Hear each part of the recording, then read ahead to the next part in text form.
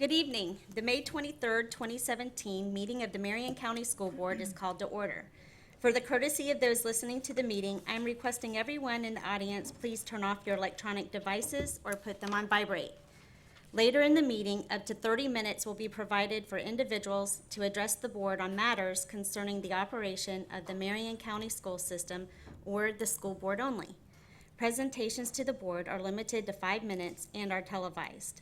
If you wish to address the board regarding a regular agenda item or matters on which the board customarily takes action, you must first complete a peach form located on the front table.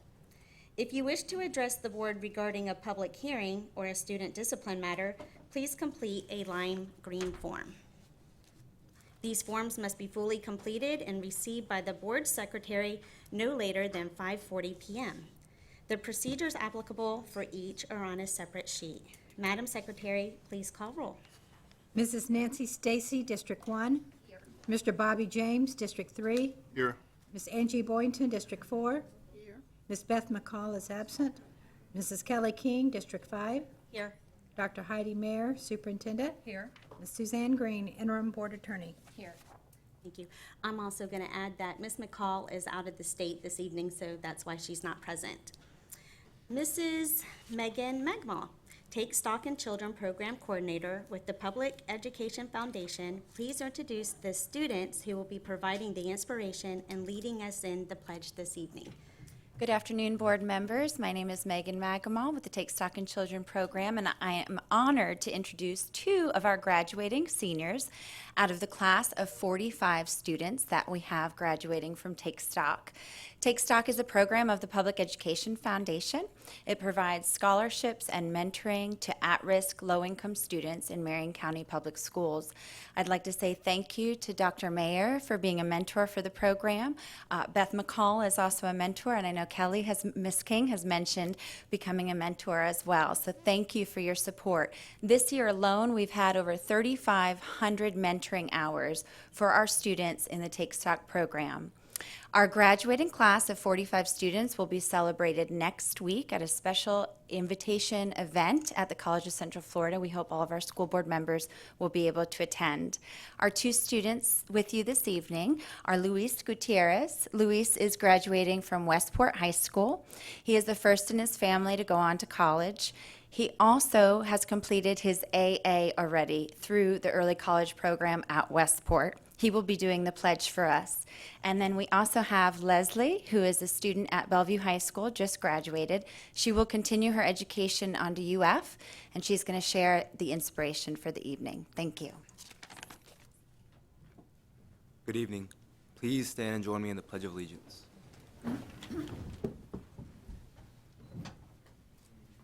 I pledge allegiance to the flag of the United States of America and to the republic for which it stands, one nation, under God, indivisible, with liberty and justice for all. Thank you.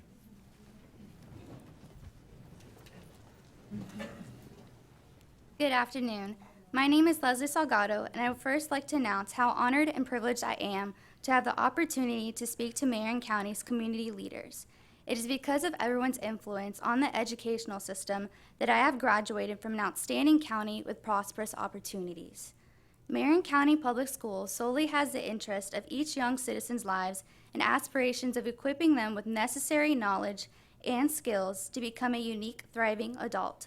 Although I have graduated this year, I can honestly recognize that the schools I have attended, Greenway, Osceola, and Bellevue High School, have always promoted the need to have personal motivation and will to challenge oneself for their personal future. As a young student at Greenway, I recall taking multiple courses that were foundations for progressing knowledge. At Osceola Middle, I was engaged in many accelerated courses with electives that focused on my personal interest.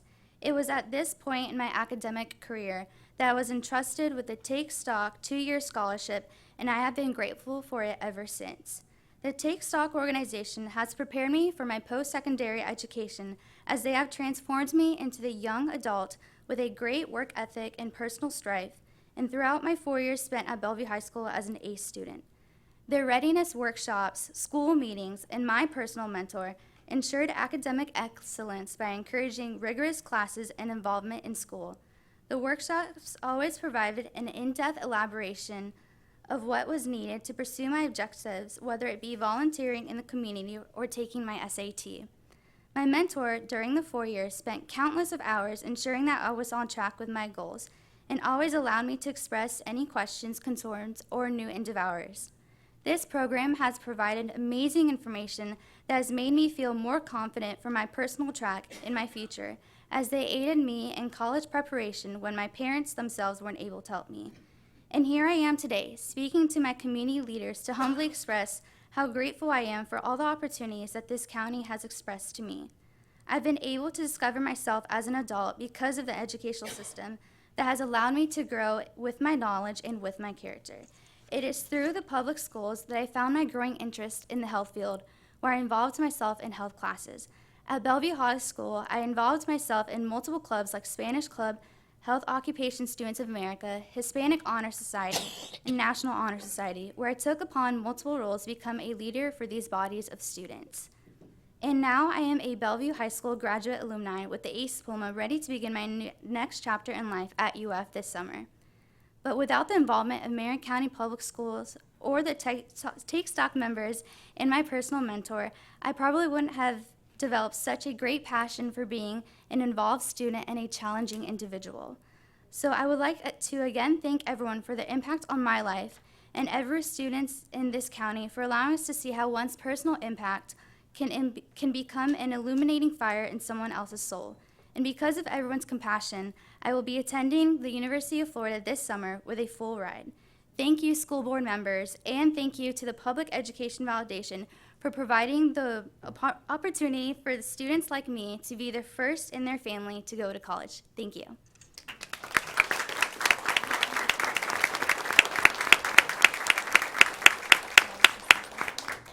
Stacy. I want to congratulate you.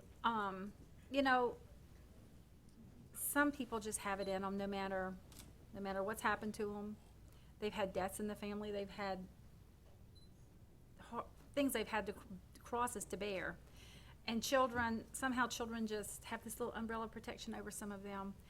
And I know the Take Stock in Children, that organization really searches out for those kids who have the drive, regardless of a few setbacks in their life, to be everything that they were meant to be when they were born.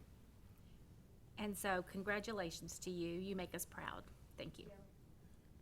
You know, it's always a pleasure for me to say congratulations and welcome to the next level.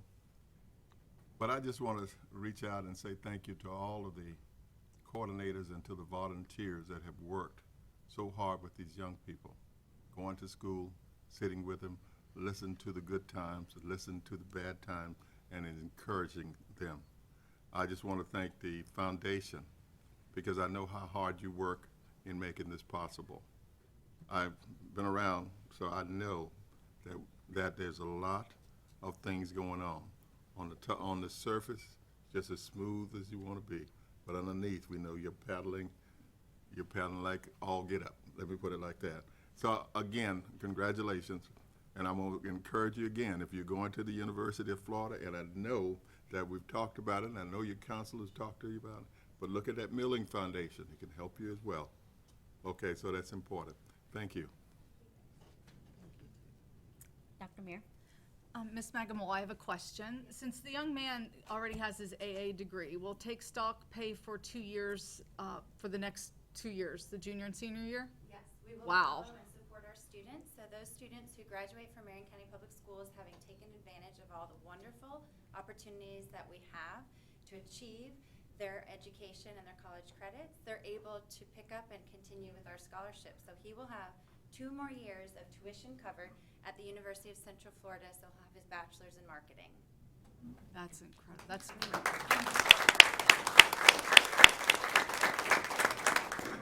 I'm going to begin. Luis, congratulations. You're the first person in your family to just the fact that you're going to have a college degree, but you're coming out of college with your college degree. I have graduation on my mind, but that's wonderful. And your parents and your community played a vital role in that, and it's going to be exciting to see where you go. Leslie, you stood before us and you were thanking your community leaders. What I see in you, you mentioned all your clubs and everything you're involved in. You're a leader. And it's going to be it's going to be great to see where you go also. So hopefully in the future, maybe 2 years, 4 years, 6 years, you mentioned doctor. I'm thinking 8. How many years? A dentist? Oh, yes. So we would love to see you guys come back and follow you guys. So congratulations and job well done. Thank you.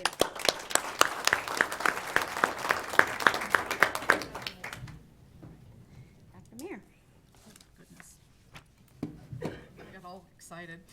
With the exception of item C 10.2, which has been withdrawn entirely from the agenda, I recommend approval of the agenda for the May 23rd, 2017 school board meeting with those materials in the board packet, those materials distributed to board members at the meeting, and the audio recorded included as part of the official record of the meeting. Okay, good. May I have a motion on the superintendent's recommendation? Second. Moved by Ms. Boynton, second by Mr. James.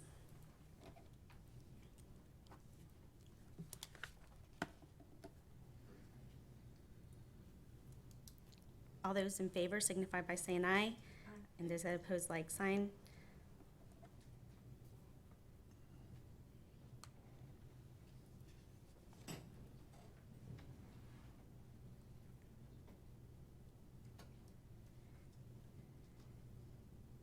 And the motion passed 4-0.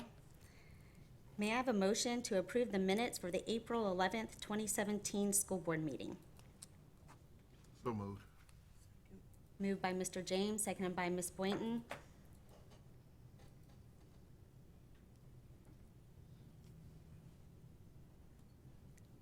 All those in favor signify by saying aye. Aye. And those that oppose, like sign.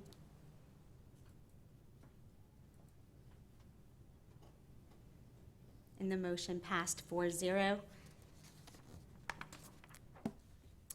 Mrs. Judy Zanetti, Public Education Foundation Officer, and Ms. Connie Larson, Board President of the Public Education Foundation of Marion County, would like to recognize a new business partner for Wyoming Park Elementary School. Good evening, and thank you, Mrs. King and Superintendent Mayor, for having us here this evening. And I'm glad that this evening, Connie Larson, the president of the Board of Directors of the Public Education Foundation, is able to join us. And Mrs. King and Dr. Mayor, you are also members of our board, and you were there at our board meeting this morning. So you know that our board members play a very vital role in the Public Education Foundation, and that they are all volunteers, community leaders, community professionals that share their time and their talents with us. And so Ms. Larson is going to help me make our presentation tonight for one of our very newest business partners. Also with me, I have Charlotte Bila, who is the principal of Wyoming Park Elementary School, and her brand new business partner, Mr. John Peglia, with Florida Environmental Services. Now, Wyoming Park has been without a business partner for quite some time now. So actually, I think, Dr. Mayor, you are the one that made the connection with this new business partner for us, so thank you for that. And we are very excited that they are joining with Wyoming Park, and I know that Mr. Peglia, you've been out and toured the school and have seen the campus and have met several times with Mrs. Bila, and they are ready to step up and become active partners. So Ms. Larson has certificates for both of you, one for the school and one for your office. And Ms. Bila, would you like to say a few words? I just am so excited to have a business partner. We haven't, and we've looked, and I've done some networking and tried to get people, and it just has fallen flat. And I cannot tell you how excited I am for Florida Express Environmental to be a partner with us. And I know that our students and our faculty and staff are just going to be, it's just wonderful. It's really a wonderful partnership. I know going into construction for our new school, this is just going to be a perfect fit for us and our students. The other thing I'd like to do is present you with one of our yearbooks. This is the second yearbook that we've done at the school. We did one last year when I came there, and one this year, and we gave you a full-page ad in the yearbook. And I wanted you to have that, and we just look forward to this really great partnership with Florida Express Environmental. So thank you very much. Would you like to say a few words? Yes, as Charlotte alluded to, we did meet. We got to go on site and even further than just a financial commitment, I look forward to myself being involved with the school, meeting with Charlotte, anything we can do to better educate these children that are hopefully going to grow up and stay in Marion County, as I did myself. And, we look forward to, like I said, other than the financial, but be there, anything we can do to help. I know we had talked about doing kind of like a show and tell. We were going to have some of our trucks come by, and maybe even they, as you know, we provide the services for your single stream recycling at the school board across all the schools, and we had talked about maybe even doing a tour at our recycling facility and stuff like that. So I thank all of you guys, and I appreciate the recognition. Thank you. I just wanted to say thank you again. Wyomina Park is my old stomping ground, so it's very near and dear to my heart. So I appreciate this partnership immensely. And also, as you've seen from other business partners we've introduced you to, that being a business partner is more than a financial contribution. It is showing that school community and that school family that the partners are truly engaged in their success. And that is a meaningful beyond any dollar value. So thank you so much. Yes, ma'am. Thank you. Before you guys scoot out, Miss Stacy would like to say something. I want to congratulate you. And this young man, I remember when he was born. I remember my kids and him in their strollers playing under the Moss Brothers racks with us going, "Get back in your strollers." There were 3 of them. And my husband coached him in football at Trinity. And then I was so fortunate to reunite with him at the Christmas parade when he did our Christmas parade float, which was so wonderful that he's grown up into such a great, great community leader. I could not be more proud, and I speak for my husband also. We love your family, we're proud of you, and go, John. Thank you. Appreciate that. Thank you. We'll do it again. Hopefully we get everybody on board. Thank you. Make us, guilt us. Come in and guilt us ahead of time. We'll have hot chocolate this year, too. Okay. Yeah, I was going to say that some of us would recognize you because you did sponsor the Christmas parade float, and we had a lot of fun. And I think the funnest part was that horn. Really, when they blow that horn, and those little children that were on the side of the street, they would just light up, and it was fun. So you won't have to bribe me with hot chocolate. Thank you. Thank you. Thank you so much.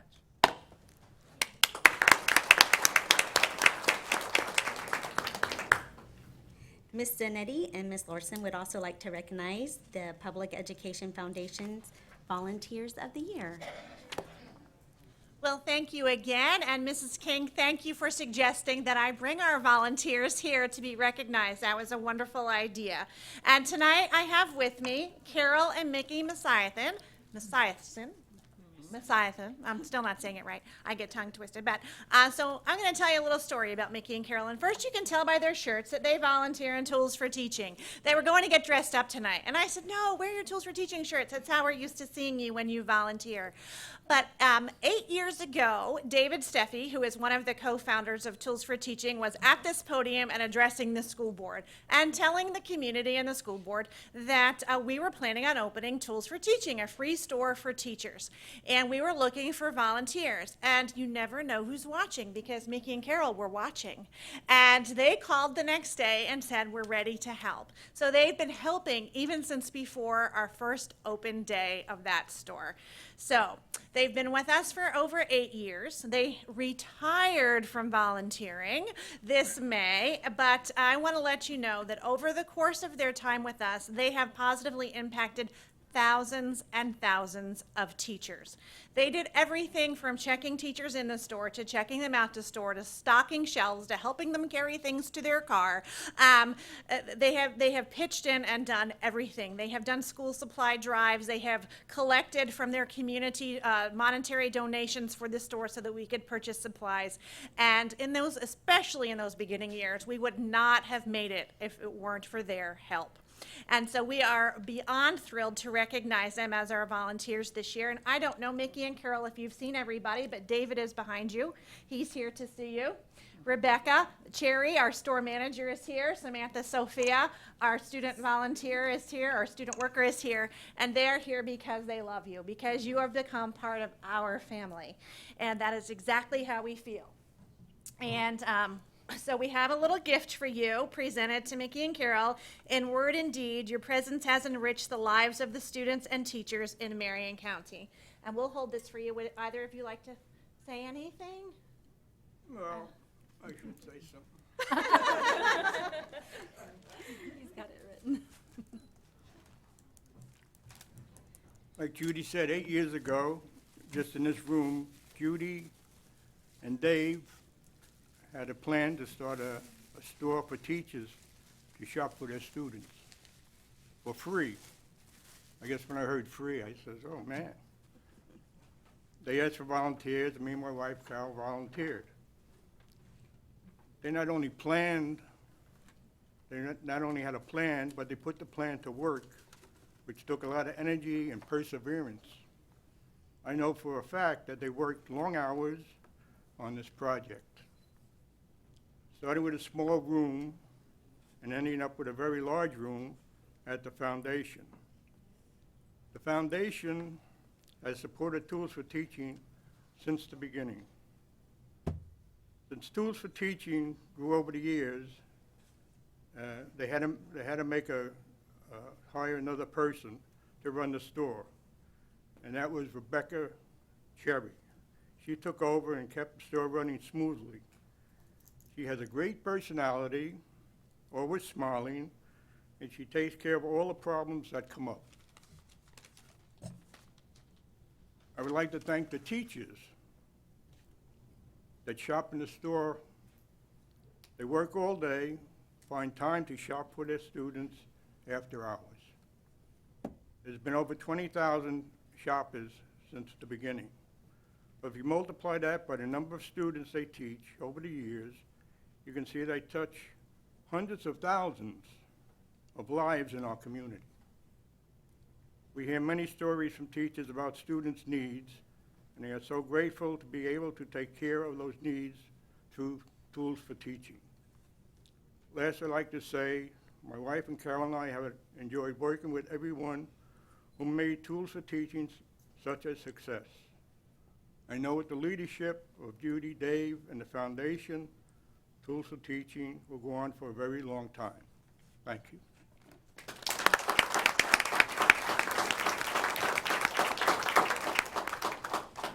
And Mickey and Carol, we're just getting ready our numbers for our annual report, but Rebecca told me this week that this year Tools for Teaching has given out over $800,000 in free school supplies to our teachers and students. We can only do that because you guys have made it possible, this community has made it possible, and you know we love you. So, Thank pleasure. you. We had a great time. Carry that by them. Well, thanks so much. Thank you. Thank you for your dedication to Marion County teachers and students. And there's a saying that says that kindness is the greatest form of wisdom. So you guys are very wise, and thank you. And enjoy your retirement. They promise to come back every once in a while. Even if just to say hi. And I would like to also thank you. Guess what? It couldn't be free if it wasn't for people like you. Thank you.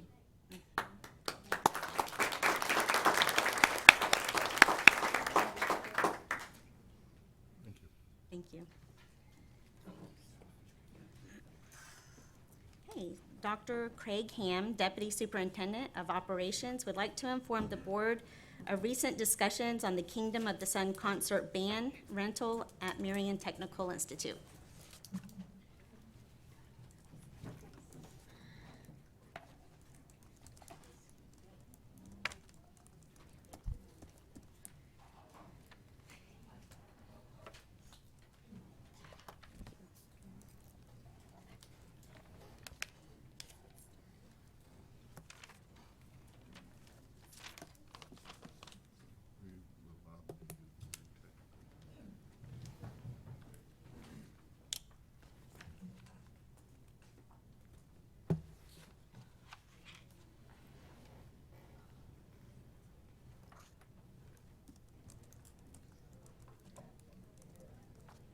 Chairman King, board members, Dr. Mayor, Ms. Green, Ms. Floodcutter. Last board meeting 2 weeks ago, Ms. Boynton broached a subject regarding the use of our facilities by outside agencies and read a letter concerning the Kingdom of the Sun Concert Band and a belief that we had somehow severed a relationship with that band. And my purpose in being here tonight is to reacquaint you with the policies and procedures that have been in effect for the last 3 administrations and the board policy regarding cost utilization of those facilities that the board last approved. I've given you a packet with 3 colored tabs, and I'll try to go through that very quickly with you. First, under the cover is a summary of what I sent you in preparation for this evening's meeting. What this says is that the issue at hand first came to be known to us during an audit of our internal accounts. And as you know, we audit all of our accounts. And during the audit of the internal accounts at the Marion Technical College, it was determined that there was indeed an internal account under the name of the Kingdom of the Sun Concert Band. Now, I will tell you that I am both a veteran and a senior citizen, and I have enjoyed concerts by the Kingdom of the Sun Band, and they are a fantastic asset to the community. They are not, however, an arm of the school board or of the public school system. They're an outside agency, and thus they fall under the aegis of your policy on the use of those facilities. During the audit, it became apparent that some of the policies that are contained in the, at that time, CTAE faculty handbook, and this was at a time approximately a decade ago when the band director was an adjunct faculty member at that time CTAE, those policies remain in effect regarding the need to make daily deposits of any receipts of funds going into an internal account. Additionally, it's required that those deposits differentiate between cash and check deposits, and that any equipment and supplies that rise above a certain threshold be picked up on an inventory. The auditors noted that, first of all, there were no examples of a cash deposit at any time into the internal account. All of the deposits were made by check, and that many of those checks were 2, 3, 4 weeks old at the time they were deposited in one batch, which would be in violation of the internal account policy, and also raised questions in the eyes of the auditor.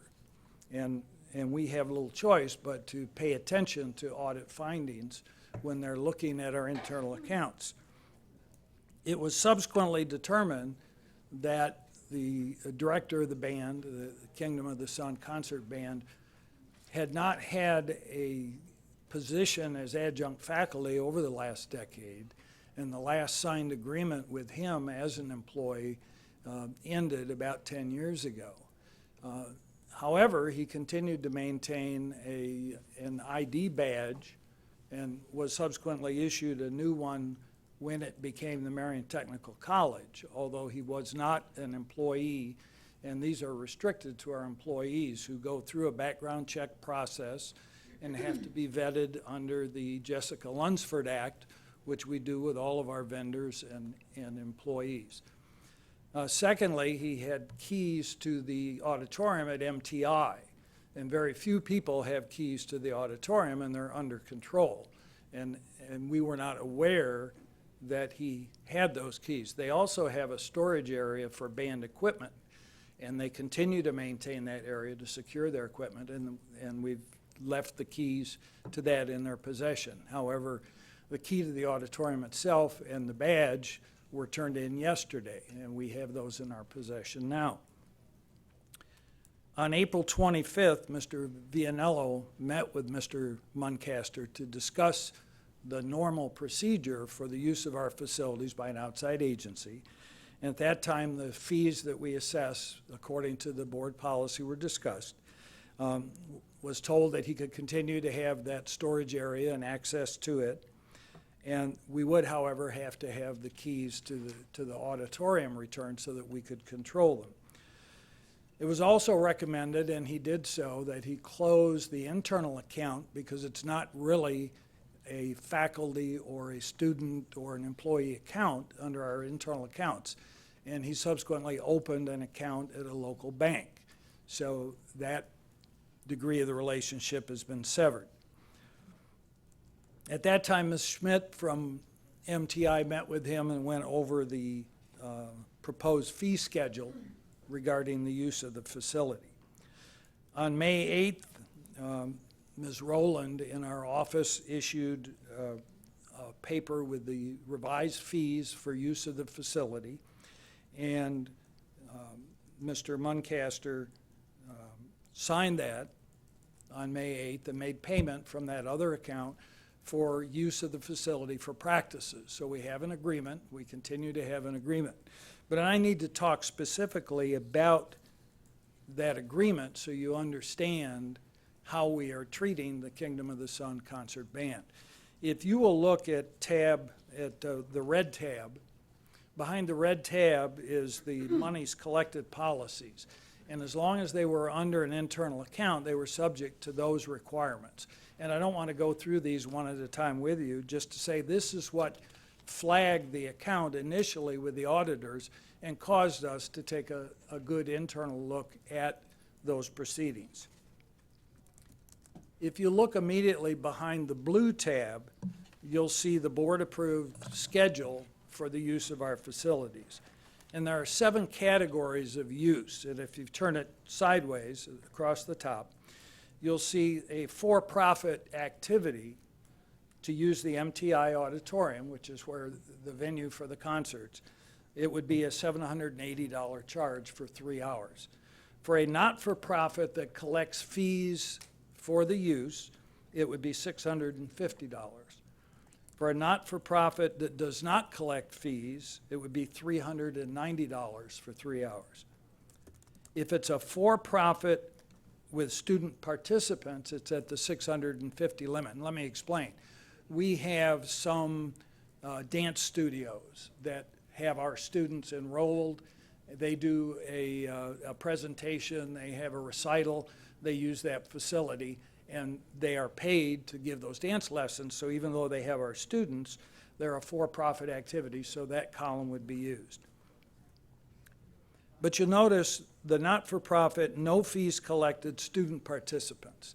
We have given the band the most advantageous position on the chart, recognizing that they're a not-for-profit entity. And we can quibble over whether they collect fees or not, and I'll talk about that in a moment. But the reality is we view them as a no fee collected. They do not sell tickets to their concerts, and they do have some student participation. Out of the 80 band members, it's been reported anywhere from 6 to 9 are current students who participate, along with some of our band directors who are also a part of the Kingdom of the Sun Band. So the only thing that we charge for their practices is $65 an hour to keep the air on in the utilities. We have waived the custodial charge, and normally there are 2 hours of custodial, $60. We have waived that for their practices.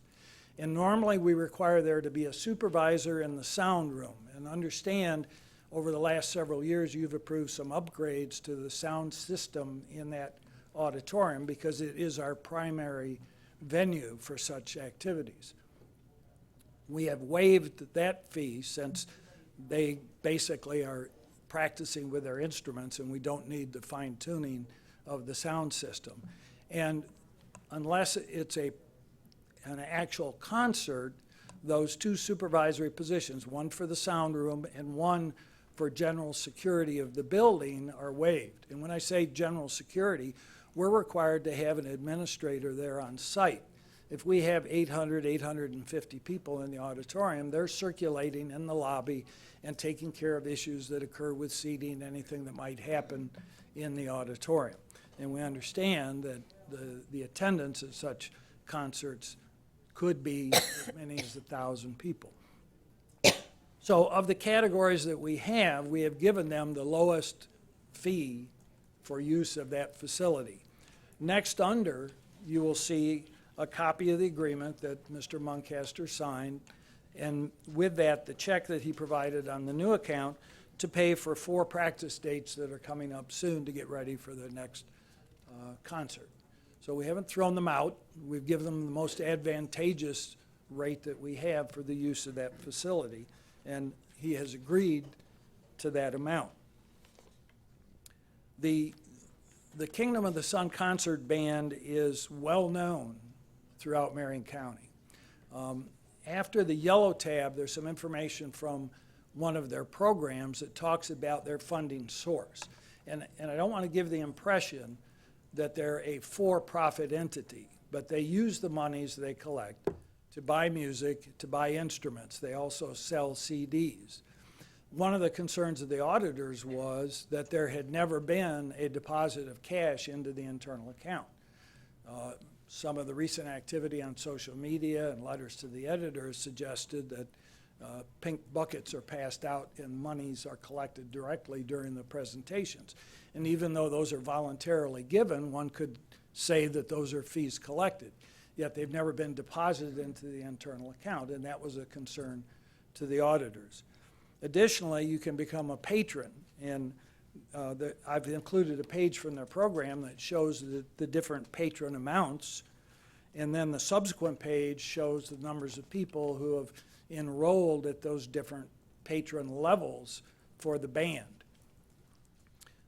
Using the minimum amount of money given to be in one of those patron categories, one could surmise that that list of people within the recent past donated at least $17,985 to the band. If we take a medium amount, the midpoint, it would be $27,000. But let's just say the minimum category donation is $17,000. Point being that the fee that we're assessing for use of one of the best venues in the county is significantly less than any other venue that's available to them for the concert. And those of you who are familiar with the Golden Apple Teacher Award know that the Circle Square is not a free venue, and there are other places where one could go. It's very easy to use the MTI auditorium for the concert. We hope that they will continue to do that, and we will continue to give them that advantageous pricing on the use of the facility. I wanted you to understand that protestations to the contrary, there has not been a formal relationship between the district or the superintendent and the band, but they have been using the facility, and we're merely applying the rules liberally that were adopted by the board most recently at this fee schedule. Subject to your questions. I'm just glad that we came together like this. The band that we have in Marion County is, some people just come from other states, just come in just to use the music here, and I'm glad that we can use this for them, okay? I think we need to do that. I know that we've had our policy in place for many years, and we have worked with individuals, whether it was a dance studio or kids want to use the play fields or football stadiums, or not football field, but the fields that we have. And we've always managed to work with people in terms of using our facilities. And it appeared to me that you are doing the same here. I know we cannot just let them use it free of charge, because we'll be opening Pandora's box there in reference to that. So in reference to that, I appreciate you bringing this information to us. Thank you. Yes, sir. Thank you. Ms. Suzanne McGuire, Director of Family, School, and Community Engagement, would like to recognize an organization for their continued support of the Marion County Public Schools Homeless Children's Program. Good evening. Madam Chair, Superintendent, board members. I'm just looking for my people because it's a full house out in the lobby, and I'm hoping that my members from Community Bank and Trust would come on in. Here they are. I just wanted to take this opportunity tonight to bring Community Bank and Trust before you and have them share a few words. But it's been a wonderful partnership for 14 years, not just with the Tea Time for Tots golf tournament, which I won't steal any of their thunder, but they help with Stuff the Bus. They help with pancake breakfast tickets from Kiwanis for some of our families. They've done financial advisory roles to some of our, homeless, needy students at the older level, and they're just wonderful people. So here tonight is the president, Mr. Daly, and Mr. Erickson, who is co-chair of the golf tournament, and I'm going to let them share a few words with you. Thank you, Suzanne. Good evening. On behalf of Community Bank and Trust of Florida, it's an honor for Carl and I to make a presentation tonight with the proceeds from our 14th annual Tea Time for Tots golf tournament. About 14 years ago when we started this, we looked for a need in the community that we could rally around. The money is not just from the bank. We get numbers of local businesses that sponsor this tournament every year. They all know it's a good cause. This year we actually had a team from the school board out, so we appreciate that, and volunteers in the school system to help us. We have a silent auction and just had a really good time. This year, Carl's got a check that we're going to present and ask the school board to accept. We hope that it'll be used for the homeless kids in the Marion County school system. We know that's always a problem that we'd like to go away, and hopefully maybe one day we won't have to raise a check for that. But we also wanted to commend Suzanne and her team for the great job they do. The intent of this is the employees and the shareholders and the customers of our bank have always said we want to help these kids, and this is no strings attached. It doesn't have to be specific for anything. We hope that it buys sneakers and backpacks and underwear and paper and whatever the kids need at school. So it's our honor and privilege again to present a check for $16,000 to the school board tonight.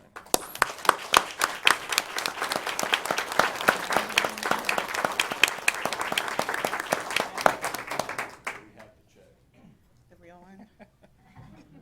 We have the check I can take to their bank. Thank you again. Thank you. And we'll leave all the rest of the time to recognize all these folks waiting outside. Can we just take a moment just to recognize you, just for a moment? Mr. James? Hugh, every time I see you, you remind me of my youth. When I say that, we talk in terms of people returning home. Hugh is one of ours. He's one of ours. If you walk around the FFA facility over here, looking at hogs and cows, you'll see him wandering through there, and you'll see him really involved with our community. And I've known you for a long time, and I've seen you in just about every venue, from the funeral of Senator Jim Williams to now. We run across one another. And I just would like to commend you and your bank for really taking stock in the Marion County school system and the students. It's been I hope you continue for many years, but it's a job well done, and we appreciate it. Honor and pleasure. Thank you. Thank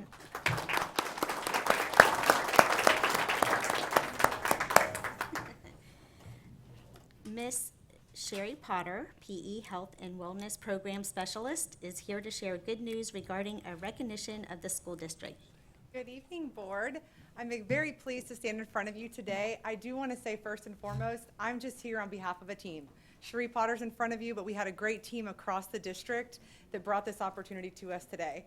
The School Healthy District Award is an assessment over 10 different areas of our entire school district. It included guidance, counseling, the physical plant, the social emotional environment, and it was an assessment over those 10 areas. We worked with a team of 14 people, and in our first time applying since 2008, Marion County Public Schools received an award of the bronze designation of the School Healthy District Award. So great, since it's the first time we've applied since 2008, but we absolutely know where to go to attain gold status. The entire team knows very specifically what to do, but we were only one of 19 of the 67 Florida school districts to receive this award. So still an accomplishment in and of itself, We are very excited to bring this in front of you today, and we hope in the next coming months you see a lot of wellness initiatives from policies and best practices in place, so be on the lookout for that. Thank you so much for being here tonight, and not to sound cliche, but I have to end with a quote from Plato. In order for man to succeed in life, he was provided with two means, education and physical activity, but for the two together, not separately. With these two means, man can attain perfection. So thank you so much for what you all do day in and day out for Marion County Public Schools students, staff, and families, and making them well. Thank you. Thank you. Ms. McGuire has more recognitions to share. This time it is the 2016-2017 Outstanding Volunteers. Good evening again. This is a true pleasure to be here tonight. Our school system is so fortunate to have so many volunteers at so many different levels at all of our schools. And hopefully our volunteers and our school-based people are making their way in the room now. But this started several years ago as an idea just to recognize, not at the state level, but locally, our own outstanding volunteers. And what's so special is, those of you who have been around a while, you remember Mr. Duda. And we started with really looking at recognizing Mr. Duda. For those who aren't familiar with him, Mr. Duda was a combat Army veteran. And after he got out of the war, he spent 30 years as a teacher up in Pennsylvania. When he and his wife retired here, they spent the rest of their lives volunteering in Marion County Public Schools.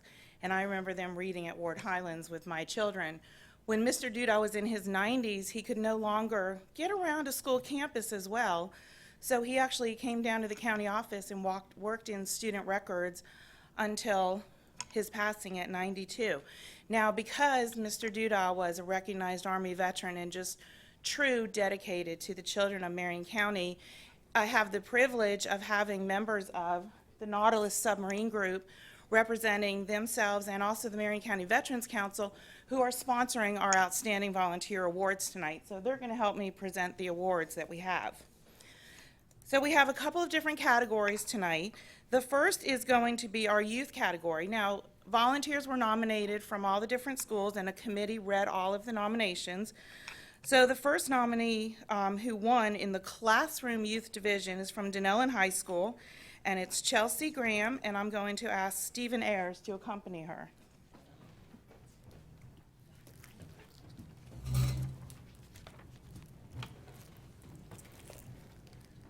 Good evening. I'd like to introduce Chelsea Graham to you from Dunellen High School. Chelsea is a true embodiment of what a volunteer is. She doesn't do it for the hours. She doesn't do it because that's what she wants to do to get into college. She does it because she has a heart for it. But better than me to talk about it is I'm going to introduce Miss Lucky. She's actually her teacher who actually nominated her. So. Hi. Chelsea is an amazing young lady, work aside, but she is very unique volunteering that she volunteers for multiple schools and county agencies. Her impact in this community is exponential. For starters, she volunteers with Tiger to Cub, a partnership between Denellen High School and Denellen Elementary School, where she is partnered with an at-risk third grader, and she meets with him a couple times a week. She is his mentor, his tutor, his friend, just somebody that really cares about him and that he can rely on in his life.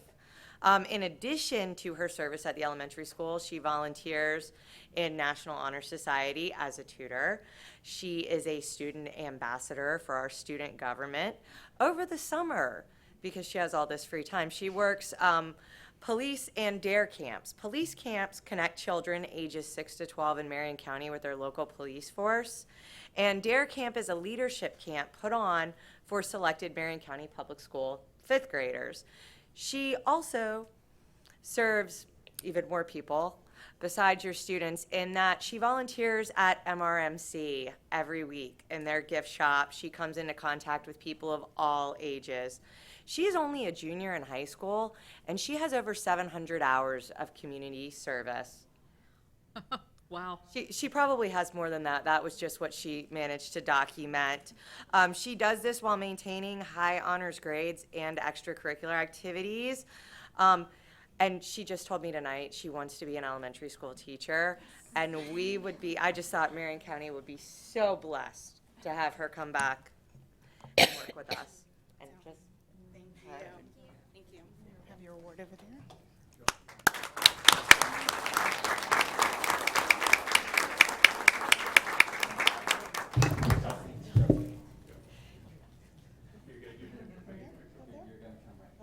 There you go. Our next youth award winner is Bobby Thomas from Forest High School, and he was recognized as the school-wide winner. And Mr. Carson is the principal, and he's here to say a few words. Mayor, Board, I'm very excited to be here. We're blessed to have some outstanding volunteers at Forest High School, and I think it's really important for you to hear from the person that has worked closely with Bobby, and that would be Coach Mater. He is my head track coach, and he is the one that nominated Bobby, so I think it's important that you hear from him. Coach? Thank you. It's nice to be here. I'm Coach Mater, and I'm the head track coach at Forest, and I have the opportunity to introduce Bobby Thomas to you. Bobby is the Army recruiter for the county, so a lot of the schools are familiar with him, but he has helped coach track for our program for the past 2 years. I went to figuring out the hours, and it's somewhere north of 400 hours, volunteer hours helping. He's helped our kids with the long jump, the triple jump, the relays. But more than that, he's really a mentor to the kids. You know, I'm kind of an older guy. They like to hang out with the young guy. And so he's a tremendous role model for them and a good leader, really talking to them about their future, about what their life goals are, and pushing them to be their best. And it was with great pleasure to introduce Bobby to you guys. Thank you.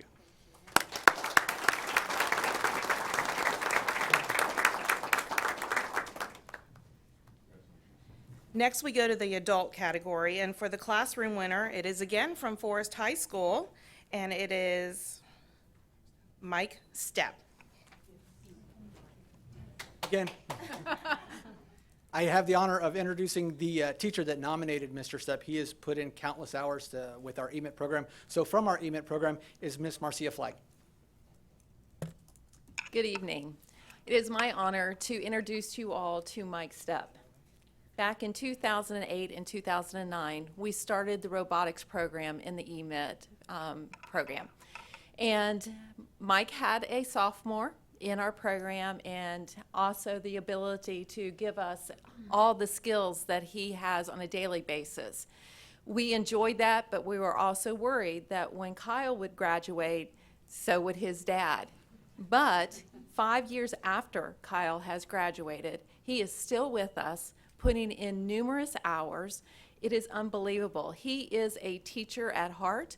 He teaches these kids. He doesn't do it for them. He makes sure that the kids, all of them, get to touch the tools and learn how to do it in a safe manner. If he sees a kid hanging back, he will push them up and say, come on, give it a try.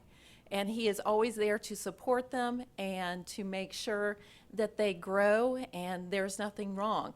So we figured that he's about 1,400 hours that he has given of his time to us. There are times that his wonderful wife, which we thank her for allowing us to have him for so long, has even told him on vacation, they're okay, you don't need to call them. But he truly is the reason why our robotics program is still in existence. So Mike Stepp.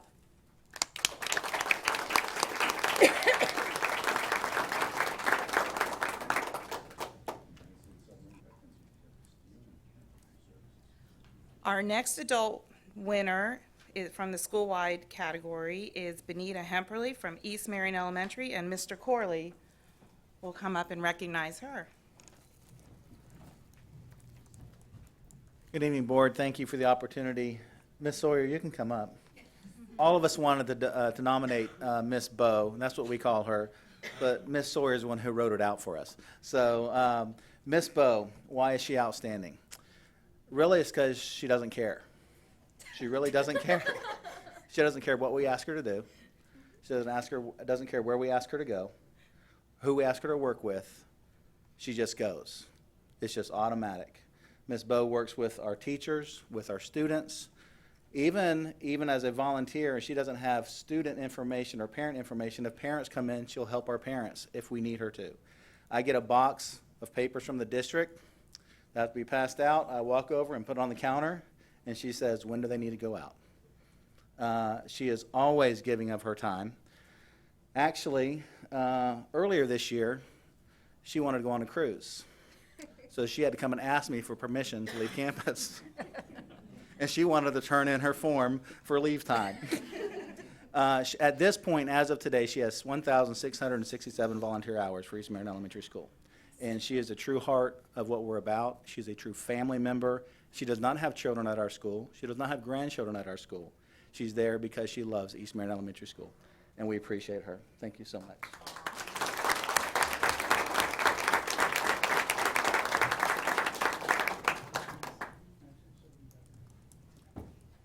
Thank you. Now, we do call this the senior category, but I'm going to say there are seasoned volunteers that we're recognizing. So from Bellevue Santos Elementary, we have Jackie McCorkle, who's the classroom seasoned volunteer, and Mr. Green is the principal. Thank you, Superintendent, Board. As Ms. McCorkle's coming up here, Ms. Scholl, can you join as well? Now, I do want to say real quickly that every couple of weeks I have to sign payroll, and I review that very closely, and I continue to look in that payroll for Ms. McCorkle's name, and it's not there because she is there just so often and does so much. I think her name's going to pop up in the payroll, and she just continues to give back. But to give her proper due credit, I'm asking our nominating and have the honor of asking Ms. Terry Robinson to read a few kind words in regards to Ms. McCorkle. Good evening.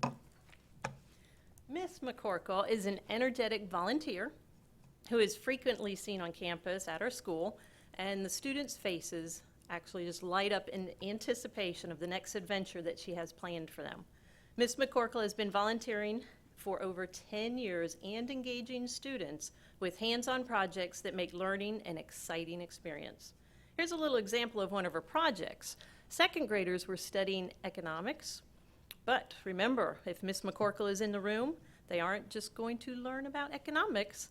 They will explore and then even create something to make that learning experience more meaningful.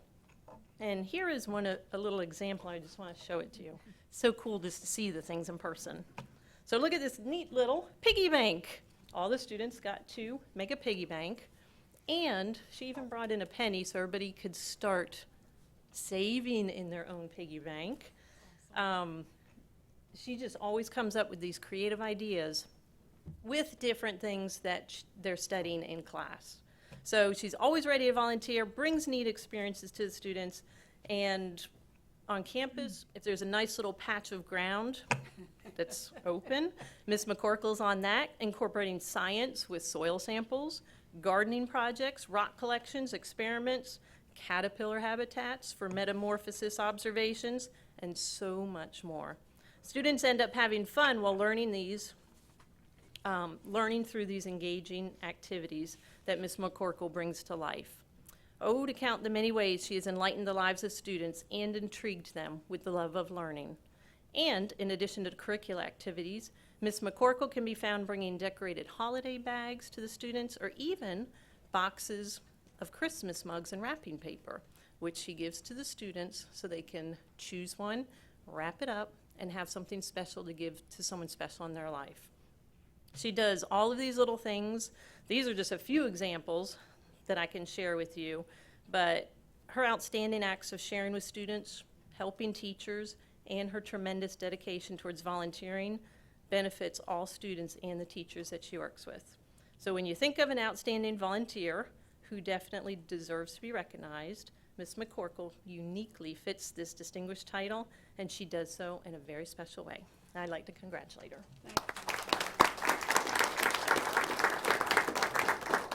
I'd like to take a minute. First, number one, I'm a product of the Florida school system. I was born and raised in Tampa. I went to school there.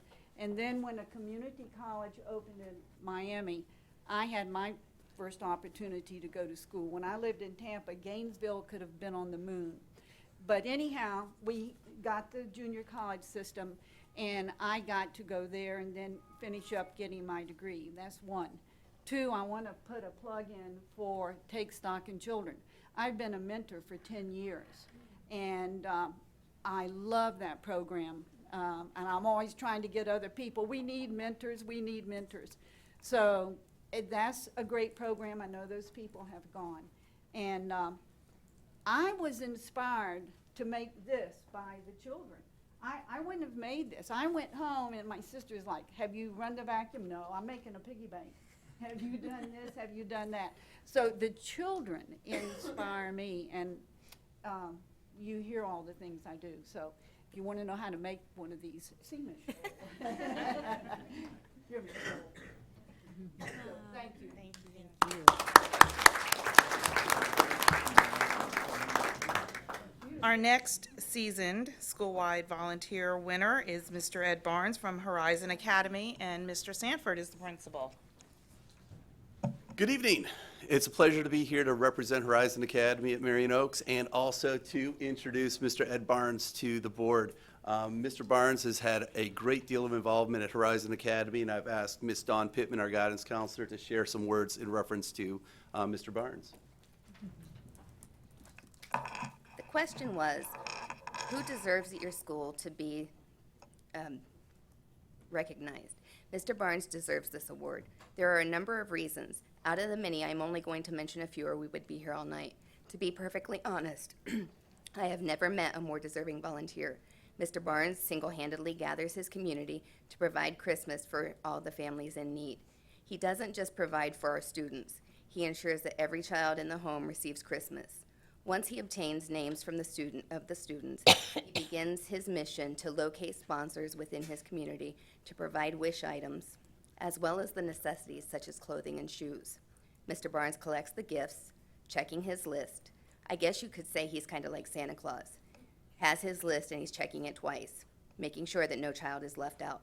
Although knowing Mr. Barnes, he probably checks it several times because he always makes sure each child is taken care of. He then brings the gifts to the school for us to disperse, a selfless act. He manages all of this without reservation. Mr. Barnes has also donated dozens of instruments to our band program, valued at thousands of dollars.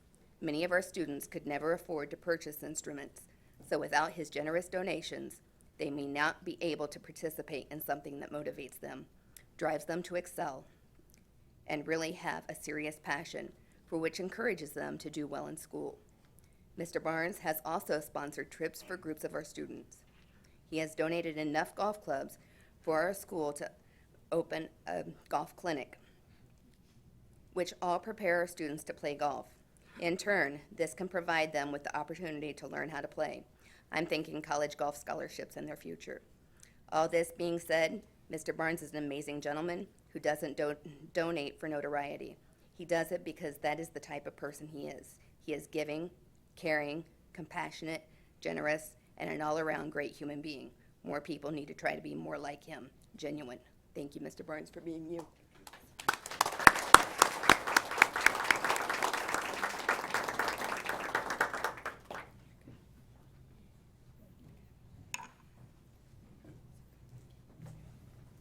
I'm so glad I wasn't part of the deciding person on these committees. But I did tell you a little bit about Mr. Duda, and when our committee reviews our seasoned volunteers, they really look at somebody who just embodies what the dude did his 30-plus years in Marion County. And this year's winner comes from Stanton Weirsdale Elementary. Ms. Riedel is the principal there, and this year's winner is Mr. Gordon Ham.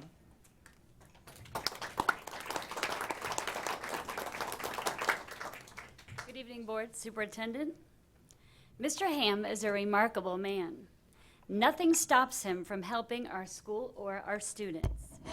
9 years ago, after suffering from an aneurysm on his spinal cord and paralysis on his left side, doctors told Mr. Ham that he needed surgery and that he may be permanently paralyzed, and his prognosis was not good. After his surgery, Mr. Ham was not able to walk. However, during his 6 months of rehabilitation, he was able to make the transition from a wheelchair to a walker and then was finally able to walk on his own due to the feeling returning in his feet. He now plays golf, jogs every day, and plays water volleyball. He stays as active as much as he possibly can. His doctor said he was a motivated patient. I say he's a hero. Mr. Ham spends every Monday at Stanton Wearsdale Elementary working with our 2nd and 5th grade students.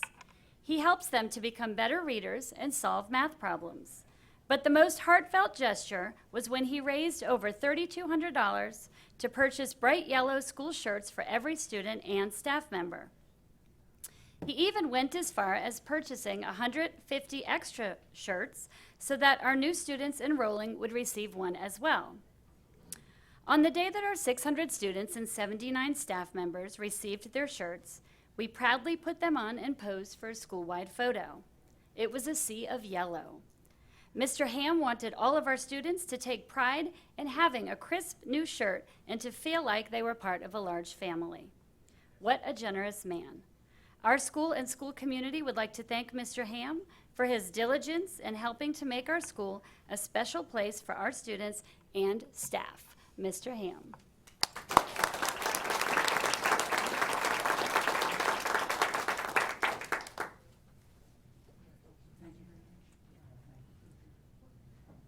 So I do want to say that this is this year's most outstanding school volunteers for 16-17. And I hope that what you'll notice and what the community will notice is how much our secondary schools love our volunteers and use our volunteers and appreciate them, because we had so many winners.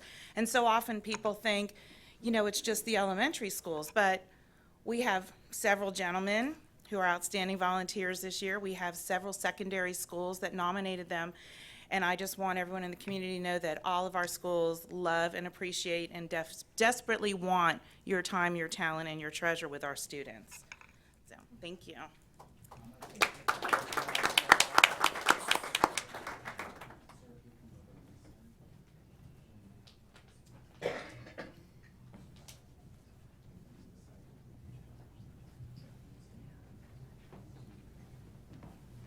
Gosh, just like students, they mind.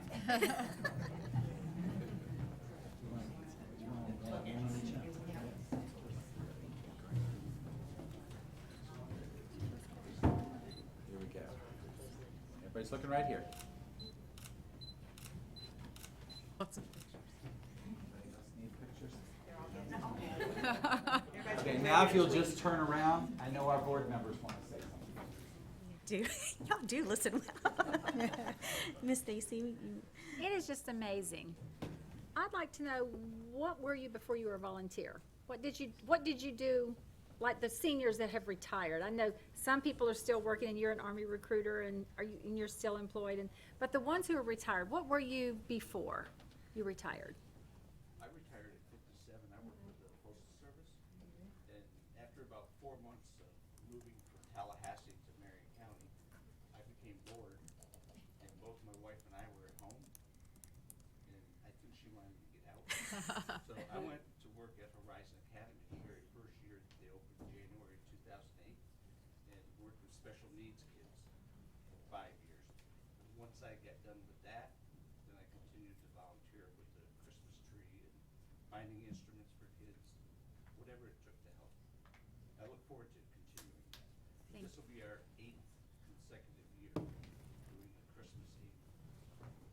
Right. And what were you before you retired? I was a teacher for 35 years. In Marion County? In Key West. In Key West? And after I retired, I moved up here. And then I started with the Take Stocks almost because we'd had it in Monroe County. It was kind of new back then. And then I started volunteering. I did 2 schools, the Stanton Wearsdale and then the other school.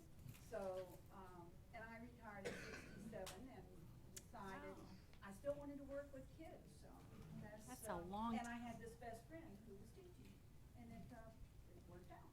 Great, okay, and next? I retired in the Air Force also. Oh, did you? Yeah, too. So you. Go blue. Okay. Blue. I worked at Emergency One doing the fire trucks for 17.5 years, broke my wrist and got laid off. And I started volunteering in school. Oh, thank you so much. And what about you? Thank you. I worked for Nationwide Insurance. I was in loss control, and I retired on January the 1st of 2012, and by the 5th of January, we were in Florida. and living in the villages and loving it and haven't looked back. It's been a wonderful retirement. Great, thank y'all so much. I just had to know where do people come from? What do you come from? And y'all came from different worlds, and it's just amazing that you've all come together for our students. Thank you. You're welcome. You know, it's always a pleasure to see people that really work around the most precious possession we have is our kids. And that's what makes it so important when I see people that have worked and have given of their time and do it religiously. And when I say it's religiously, I know how it is when you're somewhere and you think about something that you should have said to them or you want to say something. I know how important that is. You know, as a former principal, I know that our schools ran so much better when we had volunteers and some people that just really care. I'm reminded of people that would go out and check the hogs at the far end of the field and come back and say, Mr. James, they're in good shape. Or if we were missing a goat or something, they would find it for us. So when I think in terms of volunteers, I know how important it is.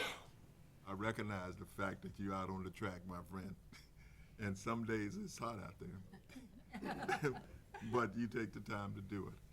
I was at Dunellen just the other day, and I remember the little trail that go between the high school to the elementary school, and how important that trail was when we saw kids that were volunteering to leave from the high school to go help the kids at the elementary school. On behalf of all the students that you guys touch, I just want to thank you for them, because I know that they will be taking their hats off to you. Thank you for a job well done. Thank you. Thank you all too.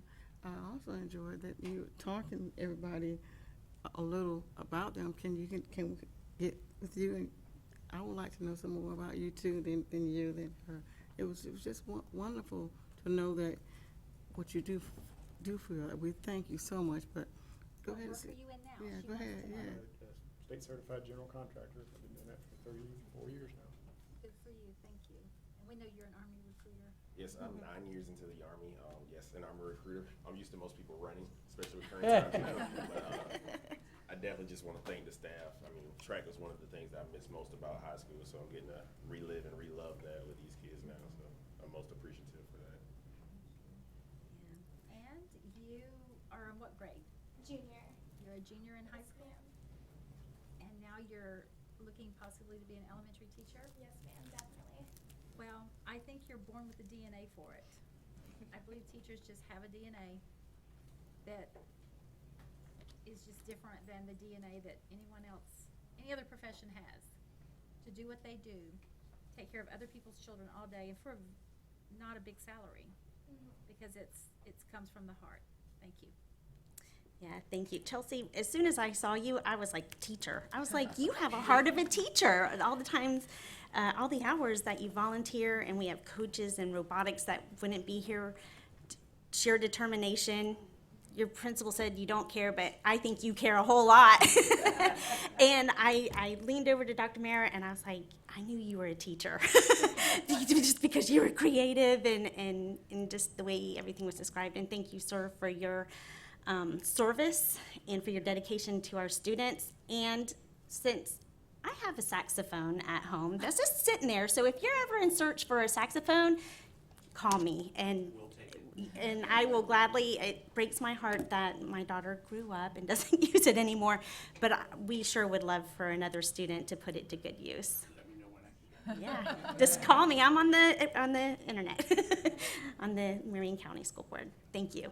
Thank you for your dedication, and enjoy the rest of your evening. Thank you.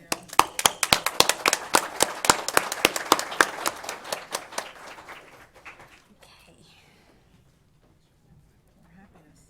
It is just awesome. I like this. Okay.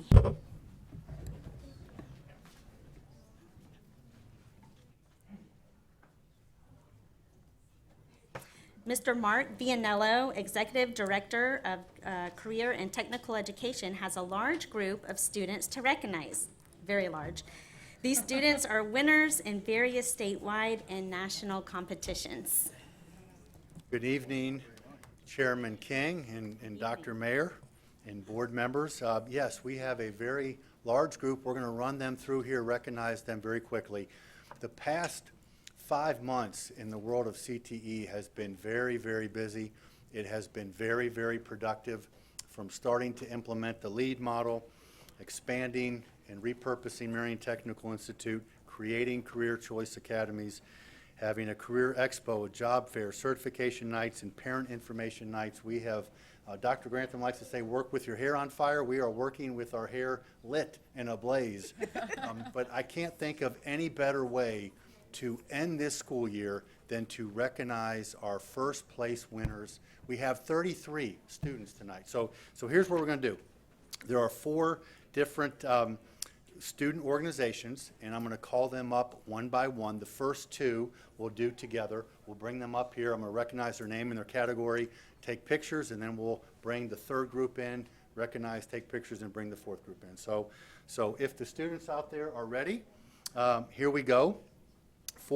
This is in the category of future health professionals. This is our HOSA organization. These are first place winners. These are the best of the best around the state. So we have at North Marion Middle School, I'll introduce to you Zachary Nash. Zachary's competition was History, Health Science, and HOSA Knowledge. From North Marion Middle School, we have Kaiten Helton from Courtesy Corps. From Howard Middle School, we have Kashif Ahmed, and Kashif was one for medical terminology, and Kashif will represent Marion County and Howard Middle School nationally this summer, so he's gonna go to the national competition. So that's what we have for HOSA. Next group of category we have, or next organization, we have FFA. So I'll bring in from Lake Weir High School, Tucker Michaelwitz. Tucker, his event was tractor driving, best in the state. From Bellevue Middle School, Zoya Batty, horticultural demonstration. Congratulations, Zoya. From Westport High School, we have a team. Now this is food science, so this team placed first in the state. Kaylin Kleckner, Matthew Kleckner, congratulations, Mr. and Mrs. Kleckner. Tiffany Lopez, and Sarah Green. This group will represent Marion County in the fall at Nationals. And I'd like to recognize Kaylin as a state officer in FFA, and for Marion County, that is the first state officer that we've had in FFA in 16 years. So congratulations. All right, if we can get, where's Ms. Young? We'll take a picture. We got him? Okay, ladies and gentlemen, congratulations.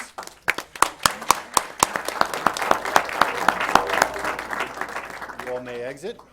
Wait a second. They need to turn around. I can't let this guy leave without me recognizing him. He's my former student. So he's really not little anymore. He's a big guy. And Kaylin, if you guys have, just turn around for 1 second. I just want to tell you guys are awesome. You're the best of the best. And that's amazing. So keep up the great work. And again, we look forward to seeing what you guys do. And good luck next year. Thank you. Thank you. You're going to do great things, Mrs. King. I We have know no they doubt are. about that. Okay, thank you all very much. Thank you. Next, we have Skills USA. And representing MTI as a state officer, Takara Morris. Come on in, Miss Morris, and congratulations. From Westport High School, also a state officer, and she won in graphic imaging, best in the state, Emily Weaver. Congratulations, Emily. We have a team from Bellevue High School.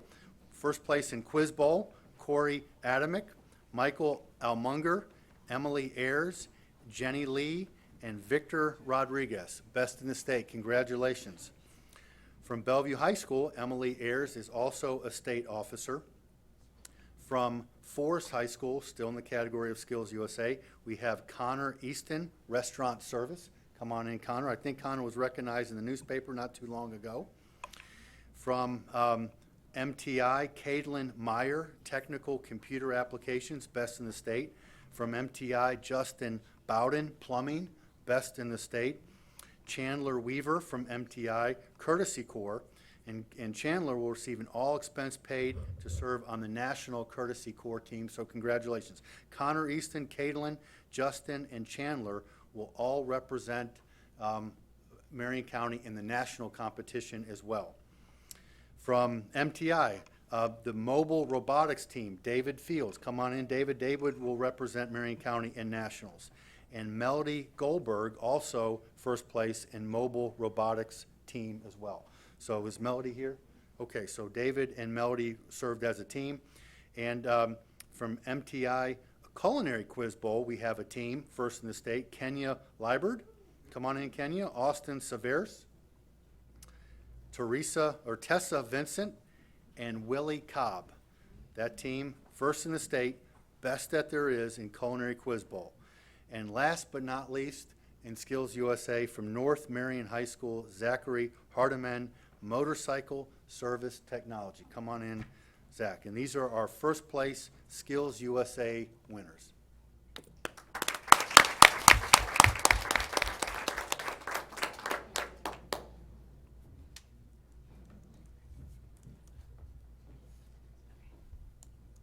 Gotta smile nice and big. Ladies and gentlemen, thank you and congratulations. Thank you. Thank you. Can you guys turn around just for 1 second so that way we can, there's so many. This is awesome. This is so much talent and wonderful, and keep up the great work. Thank you.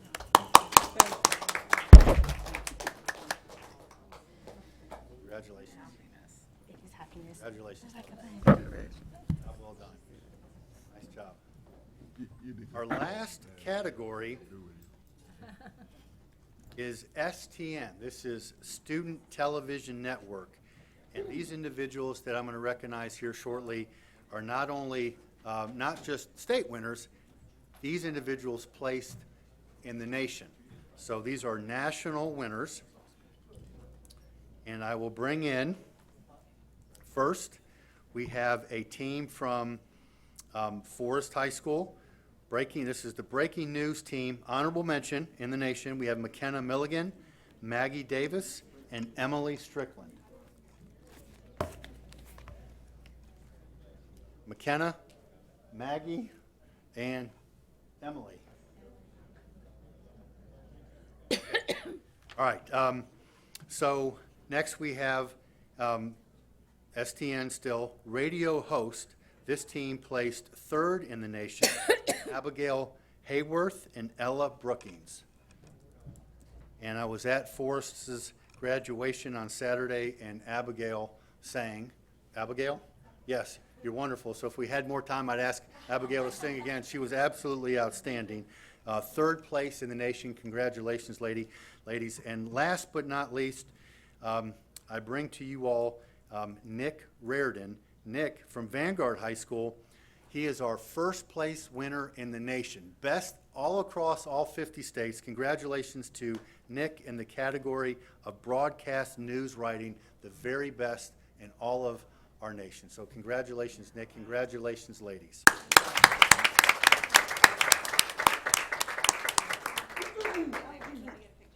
Oh, get your pictures.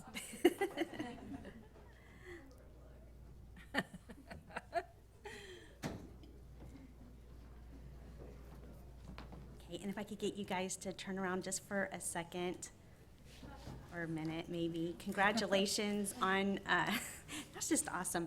Abigail, this is the sign of the times. I have never met you, but somehow across my tweet, I saw you sing, and guess what? You can clap for yourself, because I know you made comment about clapping for yourself. Isn't that crazy? So congratulations, and you guys can all clap for yourselves. And if you don't know, you'll have to get on Twitter and look on the schools. You'll see it and know exactly what I'm talking about. Thank you. Good luck. I would just finally, we had parents waiting outside and parents in the room, and we also had their teachers that were here as well. They came to support. So if we could just, I'd like to recognize the parents of all of our students and the teachers, that it was really a team effort to produce the winners that we have and the great talent that we have. So On behalf of the parents and the students, I'd just like to say congratulations once again, and thank you very much. Wonderful year in CTE. Look forward to a very productive year next year as well as we bring relevance to our students into the community. So congratulations once again. Thank you. Did you hear it? Did you see it? I did. You'll I'll see look it. it up. I'd like to say one more. Mark, Mr. Viadella. Yeah, miss a chance to say thank you. These are the kids that just grab my heart. Thank you. Well, it's absolutely my pleasure, so thank you all. Thank you. Okay. I will now ask the school board's attorney to explain the rules governing persons who wish to address the school board tonight. In compliance with Florida Sunshine Law, the school board has adopted uniform procedures for public speakers who wish to speak at tonight's meeting, either regarding one of tonight's agenda items or a matter relating to the operations of the school district. These procedures will ensure the public has a reasonable opportunity to be heard on school board and school district matters.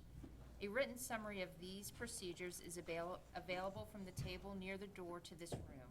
Public speaker forms are also located on the table. The completed forms were due to the school board's assistant no later than 5:40 p.m. Tonight's speakers will be called prior to the business portion of the school board's meeting in the order of receipt. Before you begin speaking, please state your full name and address and spell your last name. Each speaker will have 5 minutes. If there are more than 5 persons who wish to speak, the board may seek consensus to limit each speaker's time to 3 minutes. When the speaker has 1 minute remaining, the speaker will receive a visual notice to complete his or her comments. Speakers may not yield their time to other people. Speakers and meeting attendees must conduct themselves in a respectful manner. Therefore, verbal attacks, slanderous statements, and profanity are strictly prohibited. Unsolicited commercial solicitations are also prohibited. If there are matters dealing with student discipline, including expulsions, they will be scheduled at the conclusion of the televised portion of this meeting. Parents may address the board regarding a discipline matter at that time.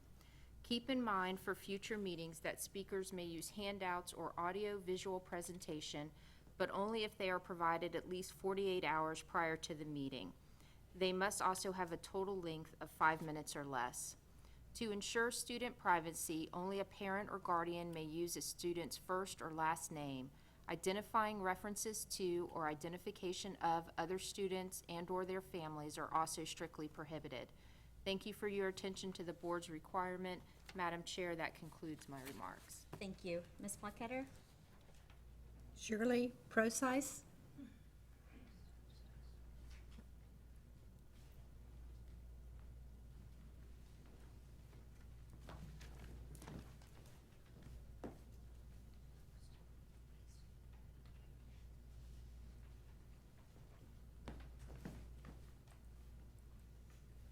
My name is Shirley Procise, and that's spelled P as in Paul, R-O-S-I-S-E. And I'm here on behalf of the Kingdom of the Sun Band. And to start with, I'd like to get one thing cleared up. In all the concerts I have gone to down at the MT College, I have never had a pink button passed. They have the buttons of the buckets as you're leaving, if you care to make a donation. They've never been passed. I was out of town for 2 weeks and got back on the 15th, and when I got my mail, I had a letter from Les Muncaster stating that what has transpired with the band. And as you can see, I have gone online and I have printed out some different things. Now, I have something I'd like to read, and it is in all of your packets. It's called Music is a Science. It is exact, specific, and it demands exact acoustics. A conductor's full score is a chart. A graph which indicates frequencies, intensities, volume changes, melody, and harmony all at once, and with the most exact control of time. Music is mathematical. It is rhythmically based on the subdivisions of time into fractions which must be done, not worked out on paper. Music is a foreign language. Most of the terms are in Italian, German, or French, and the notation is certainly not English, but a highly developed kind of shorthand that uses symbols to represent ideas. The semantics of music is the most complete and universal language. Music is history. Music usually reflects the environment and times of its creations, often even the country and or racial feeling. Music is physical education. It requires fantastic coordination of fingers, hands, arms, lip, cheek, and facial muscles. In addition to extraordinary control of the diaphragmatic back, stomach, and chest muscles, which respond instantly to the sound the ear hears and the mind interprets.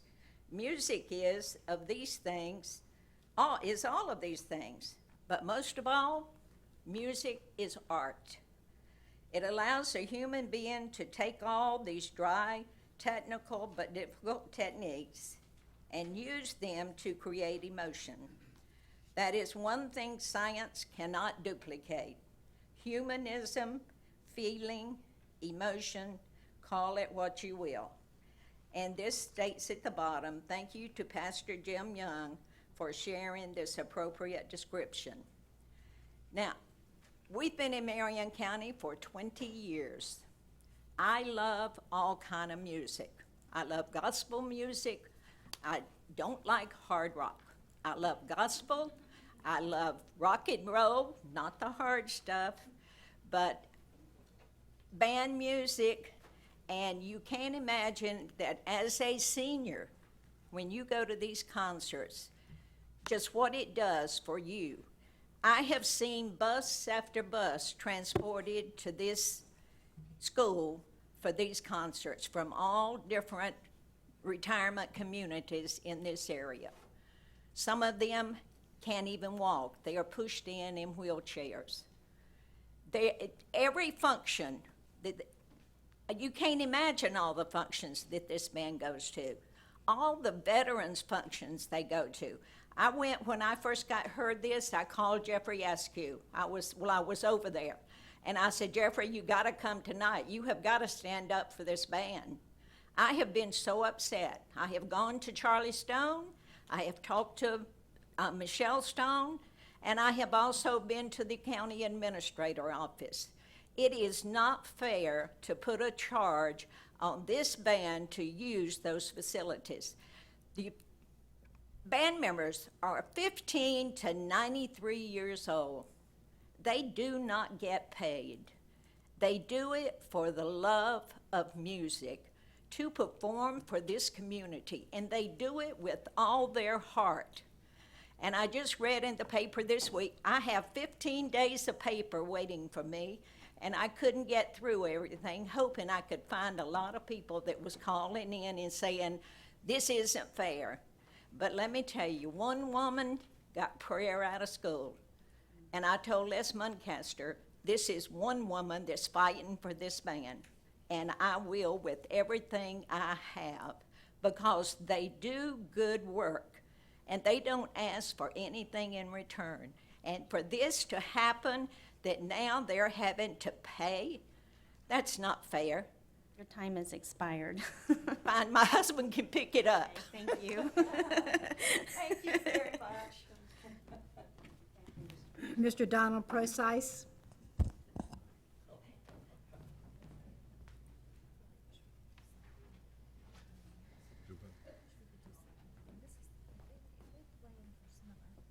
Yes, I'm Don Prosice, 7981 Southwest 7th Place in Ocala. As my wife said, we've been here almost 20 years. I am a Vietnam veteran, military retired. I just happened to think, when she was talking, when I was overseas when we were over in Vietnam, Bob Hope and his troop came and entertained us. How uplifting that was. You know what we came home to? We came home to a nation that didn't have any feeling for their military. I've come to a place where the Kingdom of the Sun band has been able to play and represent every military area. Through the Merchant Marines, I'm Naval Air. I think Les is Air Force, and others are Navy, Army. I have a grandson who's a Wounded Warrior Ranger. I want this place to show their seniors and the young people. I was so impressed. 15-year-old to join the band, to play with all these experts, to learn from them. And that is a trade that technical school should relish, because they may not end up being a plumber or working on a motorcycle or engine or something like this, but they have the ability to lift the countenance of individuals. Now, I'm not able to afford to go and pay $100 or $50 here for a ticket to go to see a band or anything like this, but I am able to help support the Kingdom of the Sun. I think now, Dr. Mayor, my wife and I have supported everything you've done. We voted for you. We appreciate what you've done for this school, because we have 13 great-grandchildren right now. 2 of them are in college. They're spread out across this country. I see a development within this school, these schools here, this school board, to go the extra mile. My wife said when God was taken out of our schools in the 60s, I know who did it. And that's where we need to get back into our schools. We need to do that. And with the upbringing of things like the Kingdom of the Sun, to develop outstanding citizens, because that is where it is. It's within the heart. I'm not talking about the heart of the physical heart. I'm talking about the spiritual heart. And I see people in the kingdom of the, in not only in the band, but in the audience. Last one I went to, I think they recognized a 92-year-old World War, probably II vet, which my dad was in. So the rousing array of individuals to support and to be there to see these things happening, and every one of them have children or grandchildren that they can bring there. They can tell them about our nation and how our founding fathers even. There was a time when they were working to get our Constitution. They couldn't agree on anything. And similarly, you on the board probably at times can't agree on anything neither. They were told one thing: go home, pray, come back. We got a Constitution that has lived for hundreds of years, and it is the best Constitution in this world. Give our citizens, give our young people a chance. Don't do this to the Kingdom of the Sun. I go to a Veterans Park right over here to support not only as a veteran, but others. And who do I see there? kingdom of His Son. I thank you very much. Can I ask a question? Yes. I'd like to ask you a question, please. Yes, ma'am. How often do you have the concerts? Pardon? How often do you have the concerts? You're going to have to ask that to them because my wife, Answer those questions for you once I address the board. Okay, can you? And like number of the people that usually come? Certainly. And you play for school ceremonies if asked? That's correct. And how often do you practice? And those are the kind of questions I have if you can. Okay, thank you. Okay, thank you. I'll ask. She'll fit me. Thank you. all right, thank you all. God bless you all. Thank you. Marcia Muncaster.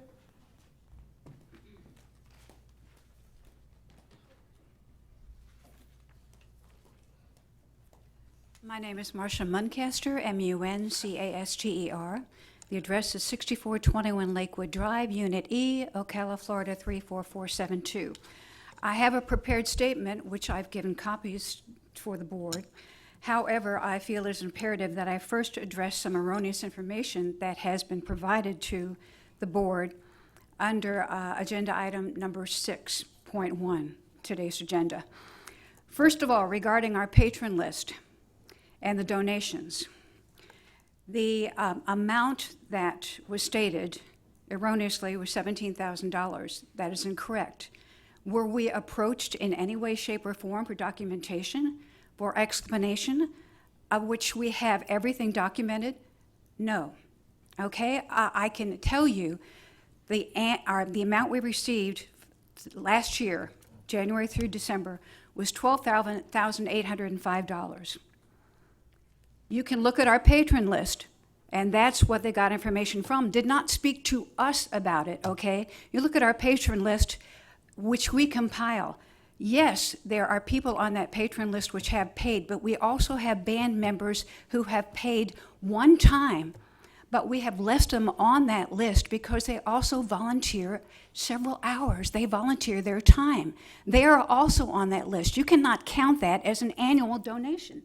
I don't care who you are or how you look at it.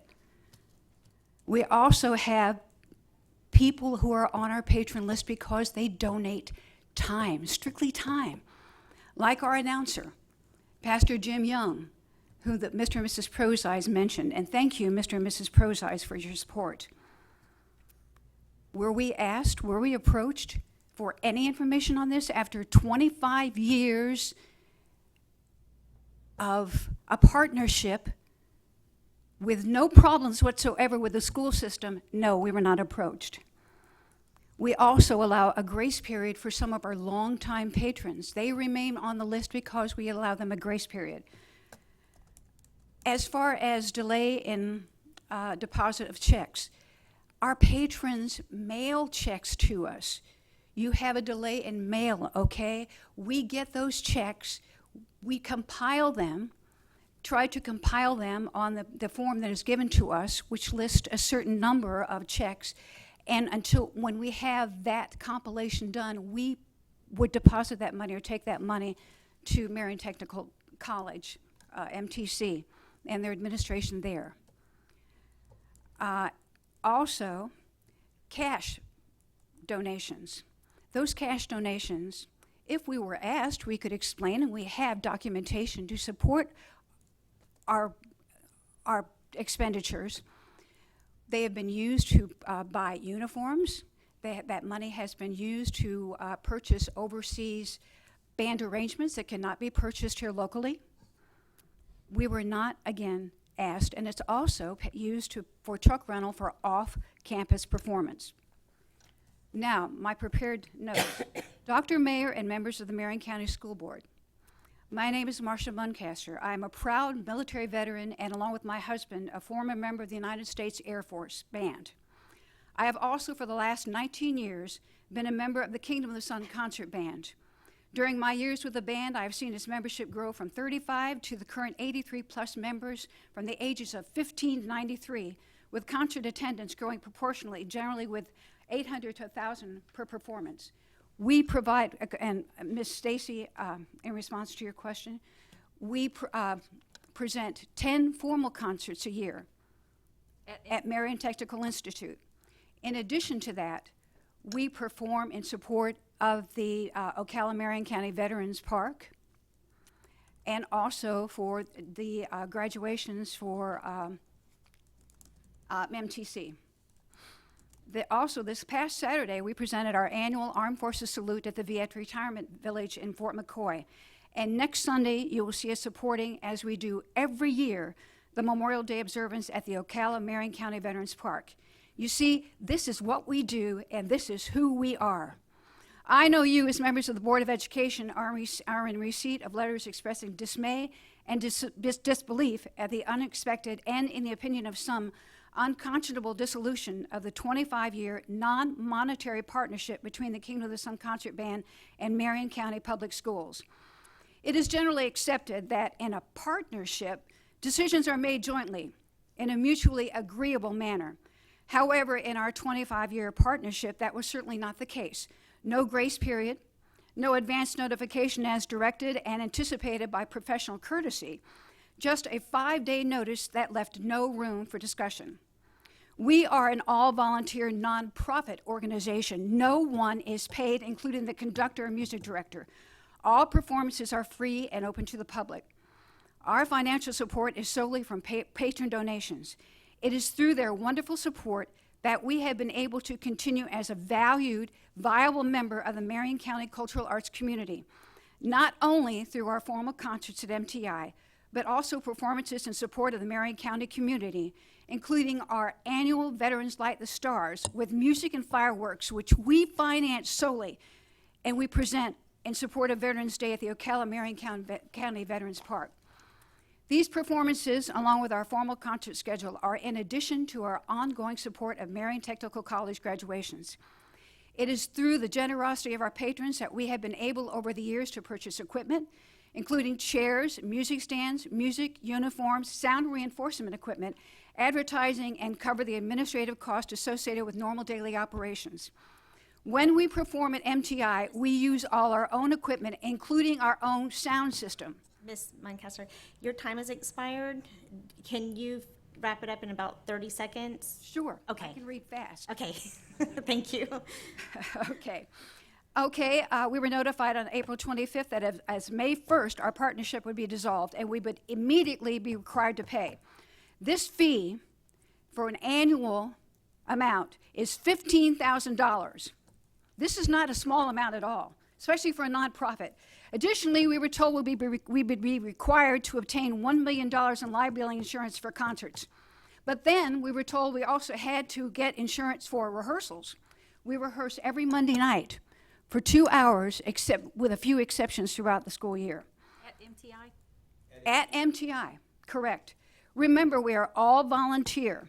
It's not been easy over the years, but we do it because we love it. It's been said, where words fail, music speaks. Well, over the last 25 years, we've done a lot of talking.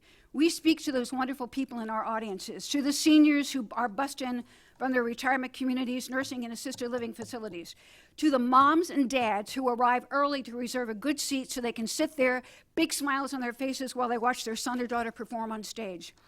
Next to seasoned professionals, their own band directors, or even a brother or sister or fellow student, some cases their mother or father. We speak to the retiree who faithfully, prior to every concert, carefully takes $2 bills, folds them, seals them in an envelope marked KOS Band, and drops that envelope into the little pink donation bucket at the end of a performance. We speak to each other and learn from each other, musician to musician, all through a shared love of music. The retiree who hasn't played since high school or college and has a chance to revive a love for performing long forgotten. The homemaker who, now that her kids are grown, decides to dust off her old tenor sax and start playing again just for her own enjoyment. Or the 15-year-old student who sits in the trombone section next to the guy who used to play. Thank you. For the life of me. I don't want to be rude, but if I allow, 6-7 minutes, then I'll go. One more statement. For the life of me, I cannot imagine how you could get this so wrong. This is an organization you should be embracing, not cutting off at the knees. I can understand ambition, certainly, but maybe it's time to put community first and set personal aspirations aside. Thank you. I need to ask another question. What number of how many people come to the concerts monthly? Between 800 and 1,000. Well, Wait, excuse per me. performance. Can you come to the podium and speak rather, thank you. Yes, between 8,000, I'm sorry, 800 to 1,000 for each weekend performance per day. 8,000 to 800 to 1,000 on Saturday, 800 to 1,000 on Sunday. And you do it once a month, basically? We do 10 concerts throughout the year. Formal concerts at MTI. And no one's receiving any money whatsoever? No, Anything that you're- no, nobody gets paid. I mean, if you can't support an organization like this, who can you support? Okay. You want us to pay $18,000? What we're gonna do is we're gonna stop the dialogue here, and I'm gonna ask that we I believe our June 8th or the following Okay. work session, we'll have a deeper discussion about this. Before we do that, have her sit down, and I want to just make a statement. Okay, that's fine. Okay, thank you.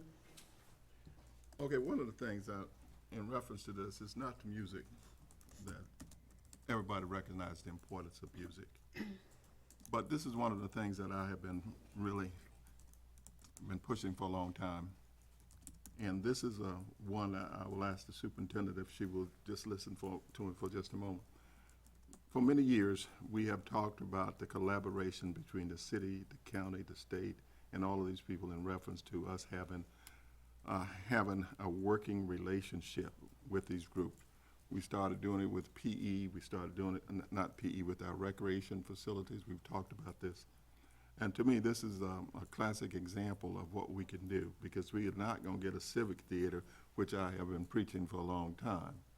But we do have an opportunity here now, because we have some additional resources where we can use Ms. Suzanne McGuire, which is working with our community to get with the county and the city to help us with this program or to fund what they need. So I would like for us as a board to ask the superintendent, to ask Ms. McGuire to take the lead on connecting the dots here between the city, the county, and all the people to see if we can come up with a way in which we can afford and fund this thing.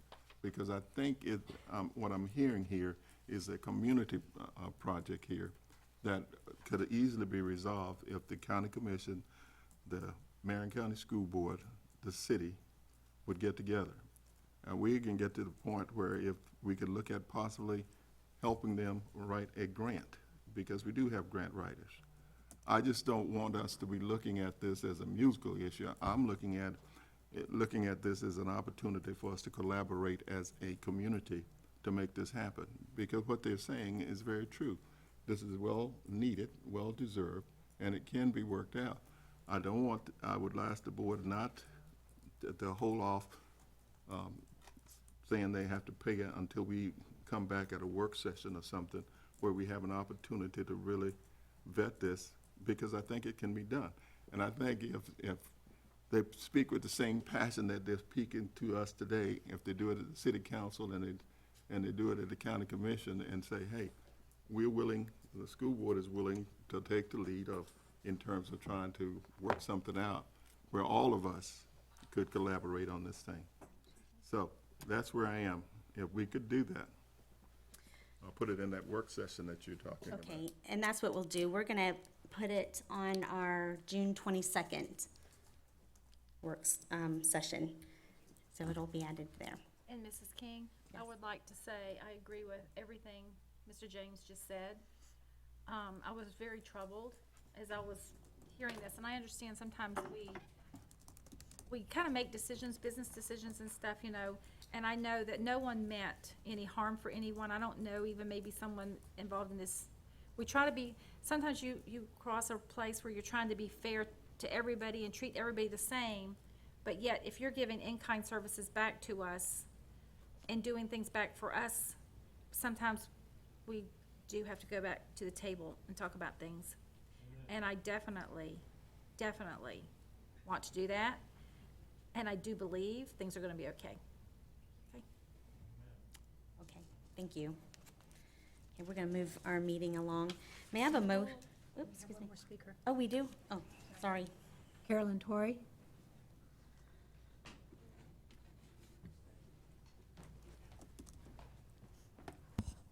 My name is Carolyn Torrey, Torrey. I reside at 1202 Southeast 14th Avenue. And I want to commend you guys for all of the volunteer recognition. And also, I'm hoping that you can work this out so that music is a part for our kids. And I want to commend the deputy superintendent for his in-depth study. I think he did a lot of in-depth research on that.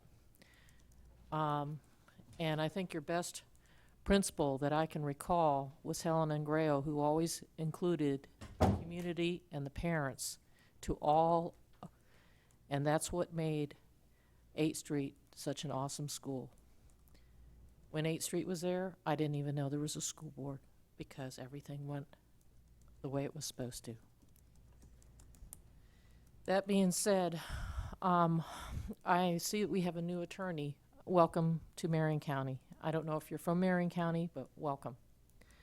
I've spoken with the Department of Education, and they're asking you to take one more bite at being able to straighten out some of the uninvestigated issues and privacy violations that have occurred.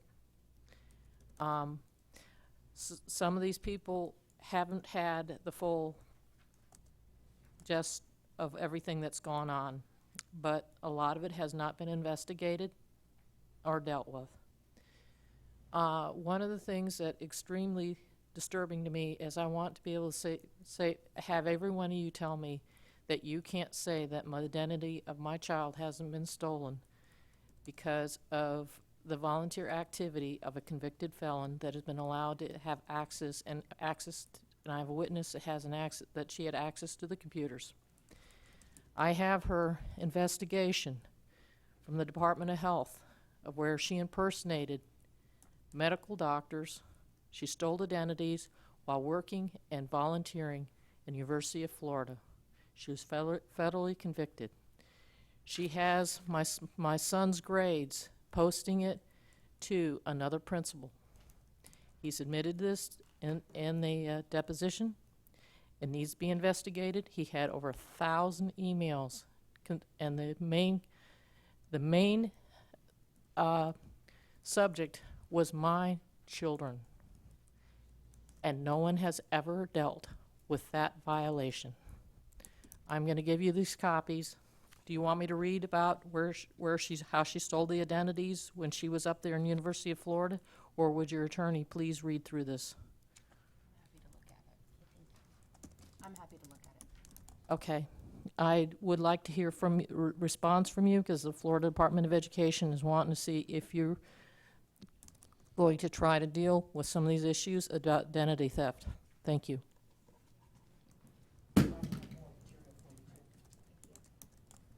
Is that our last speaker? Yes, it Okay, is. thank you. Before I move on. Okay. May I have a motion to approve the consent agenda C10.1-C19.2, including the revised DJJ calendar provided under item C18.1, and with the exception of item C10.2, which has been withdrawn entirely from the agenda. So moved. Moved by Mr. James, seconded by Ms. Boynton.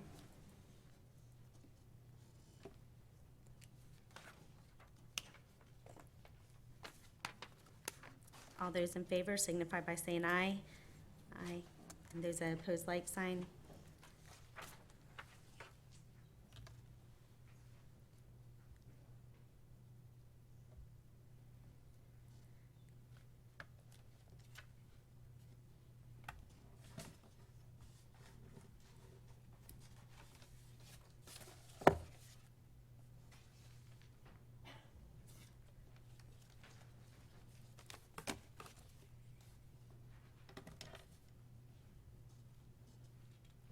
And the motion passed 4-0.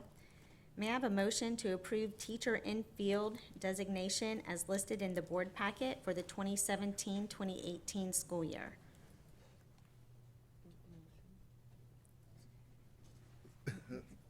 Motion second. Moved by Ms. Boynton, seconded by Mr. James. Dr. Mary, you wish to discuss this item? Yes, please. Board, we're going to give you some background information on this, and Philip Leopard, the Executive Director of Human Resources, and Diana Thompson, our certification specialist, is going to provide that. Board, Madam Chair, and board members, I want to tell you, we have turned a really nice page in certification in the state of Florida. There's some really, some relaxing of some rules that have happened that are going to benefit the staff that we currently have in place and positively affect those that are going to come and work for us in the near future. And we wanted to share some of that information with you. So who better to share that than our certification specialist for the district, Mrs. Diana Thompson. Thank you. I am glad to be here. We've got teachers out of field. We have teachers that are support facilitators working in the inclusion classrooms, that in the near future some rules may change for them that requires them to get additional subject certifications. So they're going to be impacted in the near future. And with No Child Left Behind is disappearing next year. I'll have one set of rules. We won't have to enforce the federal No Child Left Behind next year. So with that, there are things such as the house plans that were evaluations done that we'll be able to, through this infield designation, help transition those and let them become part of what we are calling the Marion Alternate Certification Evaluation. So basically, we're creating our own Marion County house plan, but we're calling it the Marion Alternate Certification Evaluation. But we do have this plan already in place. It was approved by the board back in 2001, so basically we're just bringing it back up to revise it because, like I say, with No Child Left Behind disappearing, we now have the ability to tweak that plan and make it work a little bit better for us so that I can help, and I got you some numbers. I've got 98 out-of-field teachers this year. I have 310 teachers, educators who have a house plan. 101 of those have ESE house plans, so specifically those are probably going to have to be evaluated. And I have 180 support facilitators. So these are the people that through this infield designation will be able to evaluate and possibly help so that our out-of-field numbers, we can allow them to demonstrate their subject expertise under the infield designation. Any questions? Diana, one of the things that I find interesting is that as I see the school system turn over in terms of employees, I'm really interested in our numbers now and the people that are, how many people out there are. I know people are not, I think I'm really old when I say how many people that we have on continuing contract, how many we have on PSCs, and how many we have.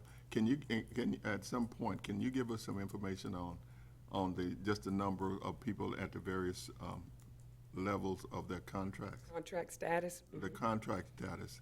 And board, what this will do, and I was at a meeting and I heard somebody ask the superintendent how many people we got on the various different certifications in terms of us. And what it will do for us, it will also give us an opportunity to look at how our school system is turning over in terms of different employees and ones that are still here, like myself. And then we have looking at the new people that's coming on board and their status of that they have with the system. And we can get those numbers to you. I do know that the continuing contract is phasing out. We have very few of those. And the annual contract numbers are going up, but we can get those numbers emailed to the board. Board, I just think it would be good because you would have an opportunity to see where our employees' status are and how it's moving into the new realm of certification. Annual, yeah. Thank you. I need to come by and see you too. Okay. Thank you. Are there any other discussions before we move on? No.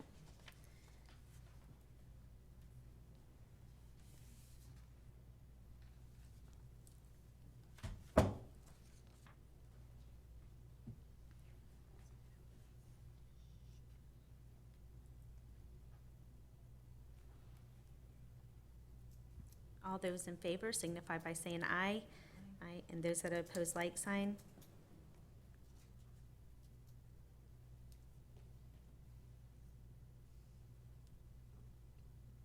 Ms. Boynton, need your vote? Ms. Boynton, you need to vote. You got it, Brenda? Okay. And the motion passed 4-0. May I have a motion to approve the non-renewal of agreement with the Early Learning Coalition of Marion County for the 2017-2018 school year? So moved. Second. Moved by Mr. James, seconded by Ms. Boynton. Dr. Mary, you wish to discuss this item? Yes, please. We'd like to give you background information on this as well, because when you look at it just on paper, it looks punitive, but it's truly not. We're helping our children. So Dr. Ham and Ms. Gerlach are going to give you that information. Thank you, Madam Chair, board members. As you know, the legislature from time to time changes laws, and one of the laws that they changed this year impacts those who deal with our youngest children in terms of a requirement for a pre-K certification and level 2 background checks. And we ran into a part of the law that excuses a school board and its employees from that level, but does not exclude outside agencies, and thus would require them to jump through some additional hoops. Prior to this year, and you'll see there that 1125, the eligibility of employment as child care personnel. The law distinguishes between child care personnel and teachers, those who work for the school system. Were we to continue this agreement, it would drag all of us under that requirement because we would be a blended agency. And we would, with that, incur a lot of cost and detail in terms of those level 2 checks. So in conjunction with the Early Learning Coalition, we have worked out a plan, and Ms. Gerlach will take you through that, on how we're going to continue to provide these services for those youngest children and still maintain fiscal responsibility and try to lessen the impact on the families themselves. Good evening, Superintendent, Madam Chair, and board members. As we looked at this, we really wanted to look at our extended day program and really look at how we are serving our families currently. And we currently serve over 3,000 families in extended day. And as they move over to our side of the house in curriculum instruction, when this new legislature passed, there was some great concerns that we wanted to make sure that we kept the integrity of our program and we still continued to serve those great students and those families. With that in mind, though, there were some challenges that were posed. So this one specifically for this House bill, with those DCF clearinghouses, we would have to meet new regulations, and those actual screening process, that cost incurred would increase. In addition, the group size would also, once again, dramatically decrease on who we could actually serve in our current facilities. With that in mind, also the pre-service training component, currently we are able to hire people and they are allowed to shadow under a mentor and continue to work through those pre-service training requirement. However, under this new bill, they would not even be allowed to be with students in isolation without someone else present. So there's some new challenges with that. In extension to that, also looking at, more importantly, how does this directly impact our students and families? Because that's always at the forefront of our conversation. So when we came to the table and we said, what can we do about this? What will this look like?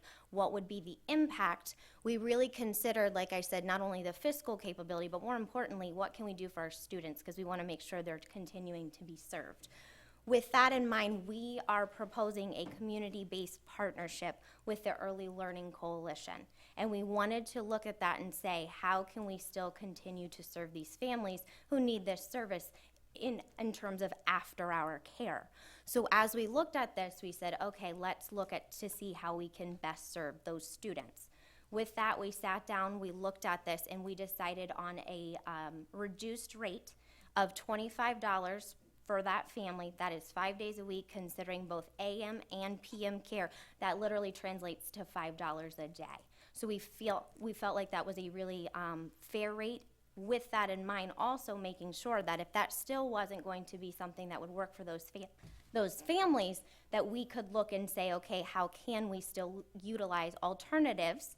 And as a part of that, we looked at every single school site, and we actually broke it down to say, okay, if we were to use these ELC rates that were different from extended day, how could we still serve all of these students, and what would be available to them at that different rate? So we literally mapped it out for every single school site. We also did some extensive analytics to see how would this actually impact those 3,000 current families that we serve. 25 are actually the only number of families that would be directly impacted. So it is minimal, but we still wanted to make sure that we deal with students and families on an individual basis, because we want to continue to serve them in the best capacity possible. So with that, like I said, reiterating, we are going to put a cap on that, and we still are going to make sure that we are monitoring that and implementing it with the fidelity that it needs to be, so that we can truly serve the students who need to be served in that capacity. So with that, any questions for us? Or do you have any questions? No. Thank you. Thank you.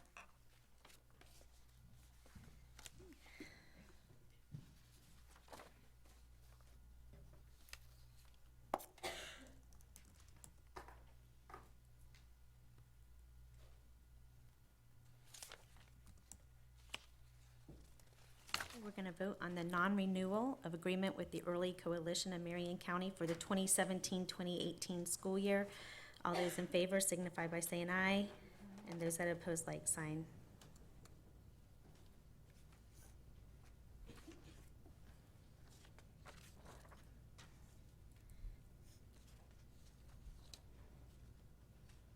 And the motion passed 4-0. May I have a motion to approve the following cash or tangible donations that have a total value of $35,004, $1,000 to Bellevue High School from the Rotary Club of Bellevue, golf cart valued at $2,500 to Bellevue Middle School from Zaxby's, $10,100 to Bellevue Santos Elementary School from Box Tops for Education, $1,000 to Denellen Elementary School from the School Board of Marion County, Florida, $2,000 to Forest High School from Jenkins Acura, and Focus J Touch LED display valued at $4,000 to Horizon Academy at Marion Oaks from the Tractor Supply Company, FFA Grants for Growing, $1,000 to Howard Middle School from Howard E. Glitt, $1,000 to Lake Weir High School from Mid-Florida Golden Retriever Club. Yeah, I like that, Miss Stacy.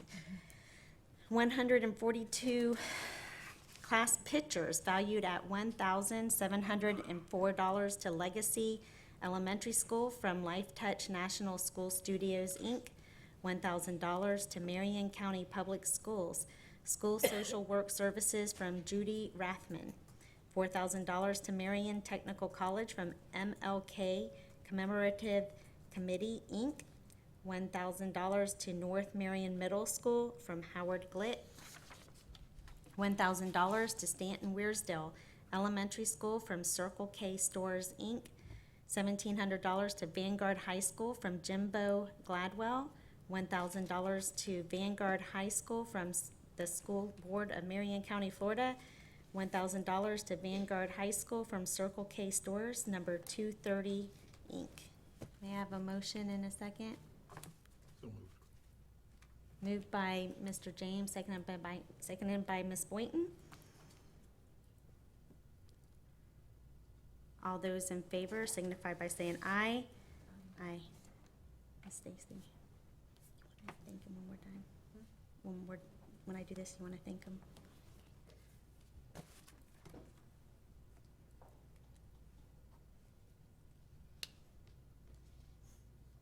And the motion carries 4-0. Ms. Stacy, would you like to give our gratitude? Well, here we are, the end of another board meeting with our great citizens in Marion County, helping out our kids, helping out our school system, as we've had a whole entire evening of volunteers who have helped out our school system. The combination it's growing, the participation is growing, and I believe it's got to do with the culture is changing in Marion County.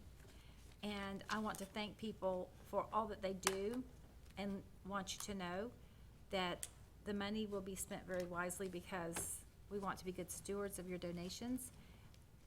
And I thank you for your time and your money. Thank you. The next administrative briefing and work session is scheduled for Thursday, June 8th, 2017 at 9 a.m.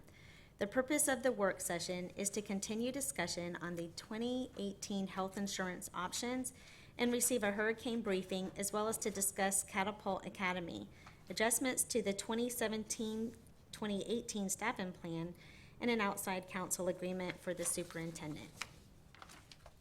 A majority of the board members will be attending the Florida School Boards Association Conference in Tampa, June 14th through the 16th.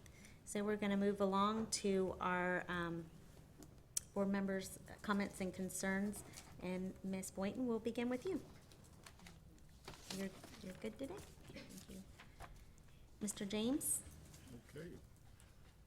I'd like to commend all the participants that was at graduation at Dunn High School, especially that was the one that had an opportunity to attend. And Mr. Ayers and his group out there did really an outstanding job of getting those kids down there. And you know, when you're outside, it always looked like it's gonna rain, but it didn't. And so we're very proud of what occurred out there. I'd like to just remind our students, and especially the ones that are graduating, you have finished one phase of your life now. It's time for you to really look at another phase. And when I say look at another phase, just like in every era of your life, it's a new chapter. And I encourage you all to really look at what you really want to do and make plans. Think of the unthinkable, do the impossible. This is what I say to all of my seniors that are graduating now. It's important that you make a decision. If you need some help out there, make sure you contact your counselors. I noticed that we have a lot of students that are going to the University of Florida and going to CFCC and Santa Fe College. There are funds out there. You need to look for them. You need to get your applications in for those funds because it's an excellent opportunity to do something with your life. This is just a small portion of it. Thank you. Thank you. Ms. Stacy? I've got a couple of things tonight, but I'll start with the great school programs, the end of the year school programs at the elementary schools. I'm sure that the programs would not be as grand as they are had it not been for the referendum and the dollars that were given to our school system to help with our music programs. And Miss Jamie Bevan at Ward Highlands, she made sure she gave me a couple of personal invitations before I had a chance to even respond. She was giving me another one to come to the Ward Highlands presentation. It was excellent. It was a program basically on kindness and compassion, and that we could put that on a screen and show it to all the kids in the school system. It was that well produced. And then off I left there and I went over to Shady Hill where Mrs. Collins had put on a wonderful program where each grade level participated, and I got to see all the grade levels participating. I was running from one school to the other, so I had I can make it from Ward Highlands to Shady Hill in 15 minutes. But Sheriff, I wasn't going the speed limit, so I apologize for that.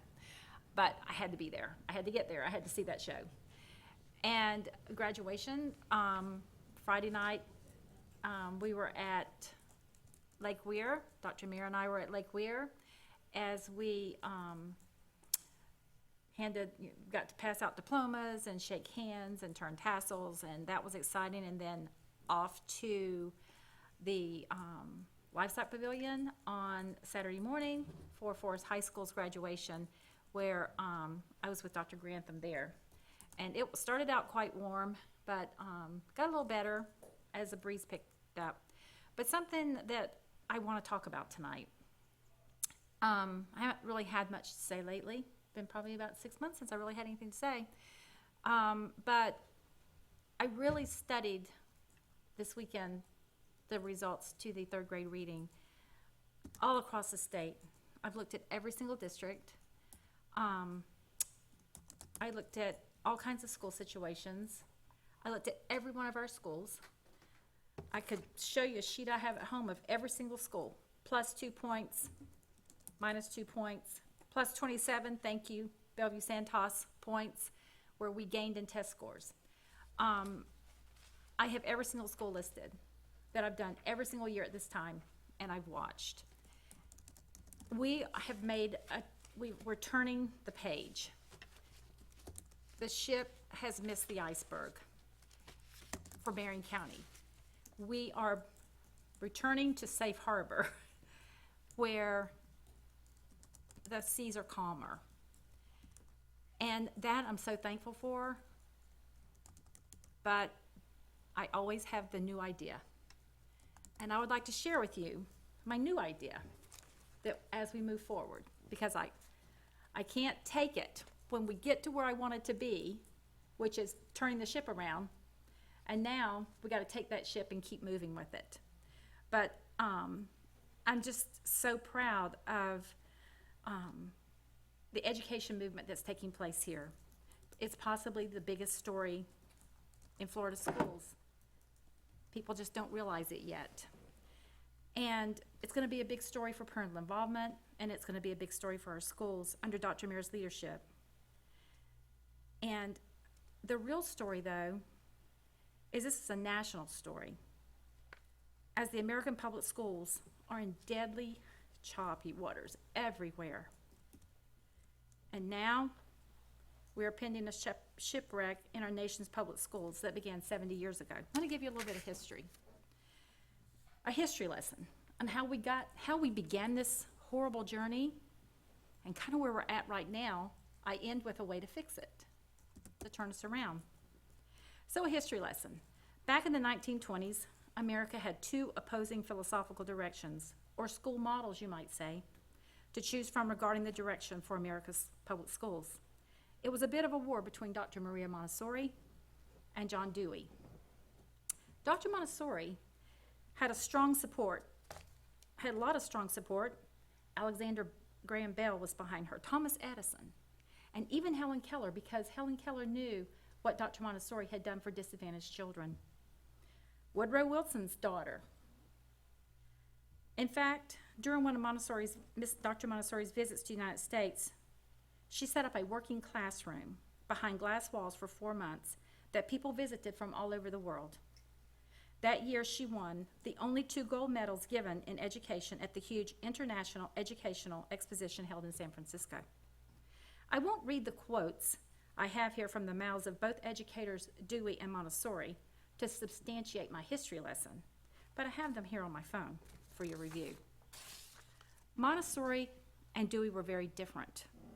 She was the first woman physician in Italy, but she loved teaching handicapped children more than she enjoyed medicine, and she became world famous for her success in helping the underprivileged poor child and the handicapped child. She was a pediatric psychiatrist, so she understood the child's mind like no one of her time.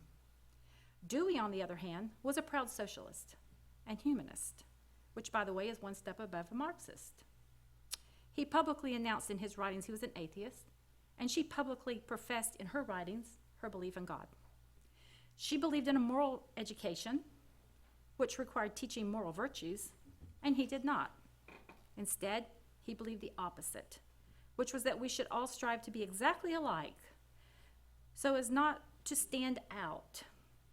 And he believed conventional morality was drab because it can cause us to be noticed, which he viewed as a flaw if we enjoyed having our own opinions heard versus accepting the opinion of the crowd. Montessori believed that the first idea we must learn as a child is the difference between good and evil. Instead, Dewey believed the most important thing is the quality of the mental process, not what is correct that matters. Both Montessori and Dewey died within a year of one another around 1952. We all know that our public education system, unfortunately, followed Dewey, not Montessori. And Dewey was instrumental in setting up educational institutions, plus was a leading representative of the progressive movement in U.S. schooling during the first half of the 20th century as an education reformer.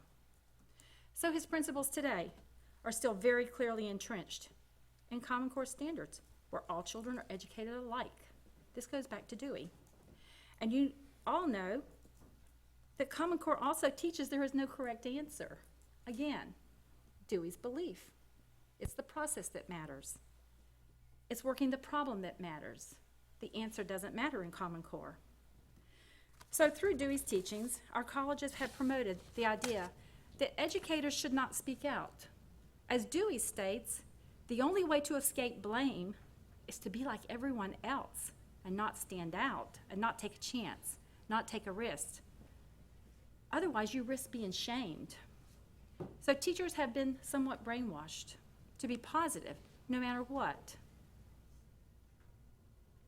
And now, the followers of Dewey have caused the teachers of today to either leave the profession or shut up. I have spent the last 27 years of my life fighting Dewey in his grave. I was a victim of that insane subliminal teaching of Dewey's educators of today. Dewey's message in the schools of education are that some, and not all of the principals locally even, embraced in this county was that you either stay on the bus with everyone else, even if it's headed off a cliff, and you don't disagree with the route the schools are taking, because to speak out will bring you shame, he says in his quotes. The good news is that we are now in calm waters, because a handful of activists in Marion County dream big, and they know who they are. I still dream big, and I want to do all I can to get our superintendent and our deputies on the curvy couch at Fox TV. And I have a plan for y'all I'd like to share. I have studied the top performing schools for years, many years, and I have honed in on the similarities between the state's current top performing schools. And interestingly, for a few years, I spoke from this podium about the Montessori style. And Dr. Jane Elsperman even told me that is the best way to educate a child. And her grandchildren attended the Montessori schools. She agreed with me 100%. Although the other people didn't, but she did. So the Montessori style was my way that I wish that we could head to. But 2 years ago, a very similar mode of curriculum launched in the Hillsdale Barney schools, the Barney charters. The way they are similar is that both hammer phonics in a way that very, very few public schools in Florida teaches and very few in the nation. Dr. Mayer, as we have discussed, the Hillsdale schools have embraced core knowledge, which, by the way, has nothing to do with Common Core. And it was authored by Edie Hirsch. And as you've spoken with me before, you cited him in your dissertation writings, I do believe. So, I want to talk to you about what I've discovered over the weekend in looking at these Hillsdale charters compared to the Montessori schools. Right now, the Montessori and the Hillsdale charters are the top performing school systems in the state. If you take out the magnet schools, because the magnet school, a lot of the magnet schools are given pre-testing and everything, but the charter schools are not giving kindergarten pre-testing. So the magnets are, so you have to take the magnets out, because up until now, I know we're gonna stop some of that pre-testing of kindergartners, but up until now, we've done that. But we have 2 Hillsdale charters in Florida, and we also have a traditional school in Lee County that was one of the first, Dr. Mayer, to adopt Dr. Hirsch's core knowledge as their curriculum 20 years ago. That school is in Lee County. It's a regular traditional school, but this is what they embraced. They remain one of the top, they go from first to second performing school in Lee County. If you take out the Barrier Island, there's a couple of Barrier Island schools that are very influential, and they have like 100 and 200 kids. So, you know, they have their thing going over there. But her curriculum, Dr. Hirsch's curriculum is in that school, and it has been the top performing school. Because of that, a charter school popped up in Lee County called Oasis Charter, and it is not a Hillsdale school, but they have adopted the K-3 curriculum, core knowledge. It is now ranked number 2 in Lee County. So the core knowledge curriculum is the top curriculum in that county. Now let's move to Collier County. I have a school board member friend who sends all three of her, she's a current school board member on the Collier School Board. She was so frustrated with the school systems before she got on the school board that she actually helped to get a Hillsdale school in place. And her three children attended, it's a K-12 school. And her three children, she said it's just unbelievable the rigor that's at that school. She said, I'm so sorry for the rest of Collier County that they cannot experience the curriculum that that school has with the core knowledge, et cetera. It's getting the kids off. And all you have to do, and you can go to the Department of Education website, and I ask you to prove me wrong. Stop me when you think I'm lying. There's a 600 student waiting list to get into that school in Collier County that a school board member sends all three of her kids to. There's a Hillsdale Barney charter. Now, let's go to Brevard County. There is also another Hillsdale charter school. It is in the, and by the way, the one in Lee County, the one in Collier County, all right, we got Lee County going with core knowledge, their schools are number one. In Collier County, that charter school has only been there 3 years, and this year they were the top performing school in the district, okay? And they choose by lottery, and they have 600 kids waiting to get in. Now up in Brevard County, there's another charter. It's only 2 years old. It's in their second year. Within the second year, they are already ranked the #1 school in Palm Bay area, and they are ranked 10th out of the huge number of Brevard County elementary schools, which I believe there's like 64. They're already ranked number 10th in the district after just 2 years. And they have a waiting list of 680 people. He's building another one just down the street that he plans to open in 2018. I contacted a school board member, friend, that's a current school board member on the Brevard County School Board. And I said, Tina, can you share with me a little bit about your Hillsdale Barney School over there that's using the core knowledge curriculum that Dr. Mayer spoke about in her doctoral dissertation? She goes, oh, Nancy, I could just talk all day about that. She said, in fact, if you want to come over here, I'll meet up with you. I'll go over there with you. And she said, I've been to that school. She said, I can't figure out for the life of me why we don't have more of them. I said, by the way, you're getting another one. She goes, yeah, I know, we're getting another charter school. But I don't understand why we don't have it in our elementary schools. She said, I've talked to teachers that went into the program, and they first said that they were very like, how is this going to work? It's straight phonics. They don't even have the ABCs in the room. Everything is sounds. These kids are reading on a 4th grade level in kindergarten. And actually, Dr. and Mrs. Elsperman was giving me the similar story about her own grandchildren at a Montessori school that was totally phonics based in the same way. So, I wanted to share my research, and I've talked to John, who owns the charter school in Pineapple Cove in Melbourne, and he said he would welcome us to come and visit. And I am dead serious about us starting a pilot program here of core knowledge curriculum, a K-3 core knowledge curriculum. And I'd like somebody to go to Brevard County with me and meet these people and talk to them. And if you don't want to, that's okay. I'll help them start a charter school here. And we will have a Hillsdale charter school here. If we can't get it into our public schools, we will have a charter Hillsdale school. So that's where I am. Thank you.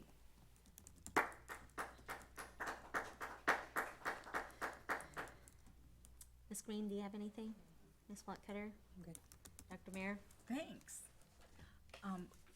I would like to thank Ocala Police Department Officer Barry for being with us tonight. Thanks for sitting in the meeting with us. It was nice to have you here. This is our last board meeting before school lets out. Last day of school is this Friday, so students, remember to stay safe. Remember the code of conduct still applies through Friday, and we are holding you to those high expectations. Tonight's book, I wanted to share, our Ocala Civic Theater did a great production of Shrek, the musical, but Shrek was a book first. Of course it was, right? So William Steig wrote the book Shrek, and it's just delightful. And Shrek is even more naughty in the book than he is in the movie and the musical. And we do meet Donkey and Dragon in here, and it's just delightful. So check it out. It's a great read. We are excited to share that 2 Osceola Middle School teachers, Kimberly Fry and Sarah Hurst, won the Golden Shovel Award. And that is an award given from the Florida Farm to School Initiative. And they were chosen as the top secondary division applicant in the best use of produce category. So they have a partnership at Osceola Middle School where Miss Fry grows the herbs, grows the vegetables, and then Miss Hurst in her culinary program, they make great food with it. So that great partnership won them the Golden Shovel Award, and we're just very proud of them.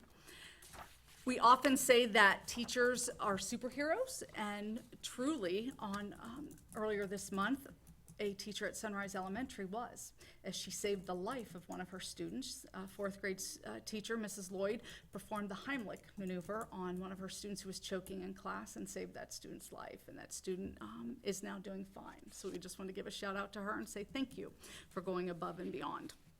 And like you said, we had graduation, and it was great and flawless by all the principals, and we want to say thank you to them as well. Thank you. Okay, I'm also going to tell our graduates, congratulations. We were very busy this past weekend. Dr. Mayer and I were at the MTI celebration on Thursday evening, and that's always a nice time. And Vanguard, they escaped the rain, but it was extremely hot because then it was smoldering from the heat and stuff, but it was just a wonderful time. And then finally on Saturday evening, Dr. Mayer and I again were at North Marion High to pass those graduates along. They did a good job. Wow. Dr. Mayer passed me the bus because today Dr. Mayer and I, we visited the transportation center, and Miss Rohr, yeah, we had a really good time. Miss Rohr gave us a wonderful tour of the facility. We could visit the buses. We visited where the mechanics are doing the work. It was an interesting display because we could actually see how they would check it out. Like they have their own parts room, and if they needed a part, they would have to actually, the mechanic would go up, check it out, so they have, counts and balance to make sure that they're keeping track of those. We also learned that tires are branded as soon as they are purchased by Marion County. They're branded, and then they're tracked the whole time too until they leave. Also, we learned that we have 392 running buses, and he said 1,000 pieces, and I think that may have included lawnmowers. I should have cleared up, but I think it did include the lawnmowers. But we have the white fleet, the buses, lawnmowers, any kind of diagnostics, fixing engines. They're doing a great job with that. Also, Antoine and Andy showed us how the GPS system works on the buses. So at any given time, they can pull up an app and they can tell you exactly where that bus is. They can tell you, it's also recorded, when they stop at bus stops. They can tell you even when they opened up the door.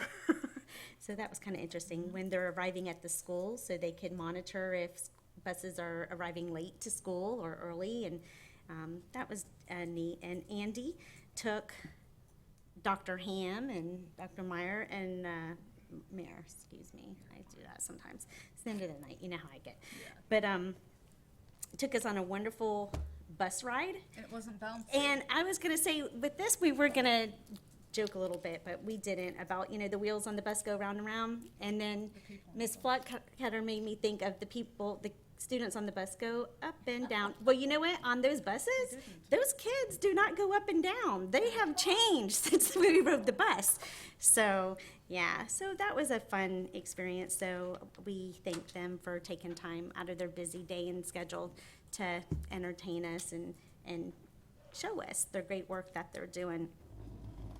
I also want to acknowledge the good press that we received in the Star Banner this morning for our third grade scores. We don't have the fourth and fifth grade, but we're moving forward. We're stopped where we were going, and now we're going up. And That's with having vision, and it's from the dedication and of hard work of all our employees, starting with our county office, our administrators, our teachers, our paraprofessionals, our bus drivers, and that's what I forgot to say about our bus drivers. I think sometimes we don't understand their important job they have, because they are the first person to greet our students in the morning, and they're the last one to tell them bye and I'll see you tomorrow.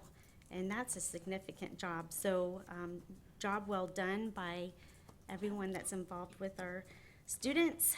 And I'm gonna end with something I came across today, and it was for the 2017 Summer Literacy Adventure from the Florida DOE. I know, and what made me think of this is Madison Street. If we looked at those scores, they had 100% right that were proficient.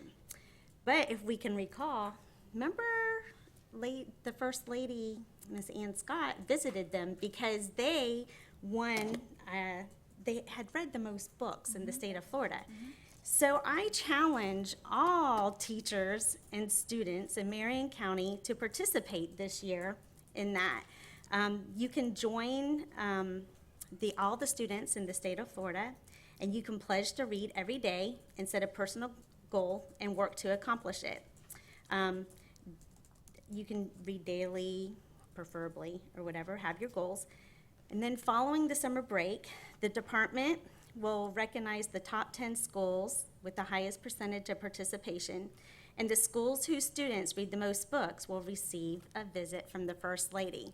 So, Madison Street, they did a great job, but I challenge the rest of this county to look into that. And the way they could find that is they can go to the floridadoe.org and look up the 2017 Summer Literacy Adventure. I encourage all teachers, media specialists, just to check it out and see if we can have all 10 schools on First Lady Scott's radar. And with that, I'll end. Thank you. I know it's kind of lengthy tonight also. Before addressing expulsion matters, I wish to acknowledge that board members have received the alternative placement list for students through the May 5th, 2017. Ms. Flocketter, are there any parents who have submitted a timely request to speak on their child's disciplinary matter? No, ma'am. Okay. May I have a motion to approve the expulsion of students JD 17-114E and JD 17-106 with educational services through the entire 2017-2018 school year? Second. Moved by Ms. Boynton, seconded by Mr. James. Is there any discussion? Okay. Seeing none. All those in favor signify by saying aye. Aye. And those that oppose, like sign.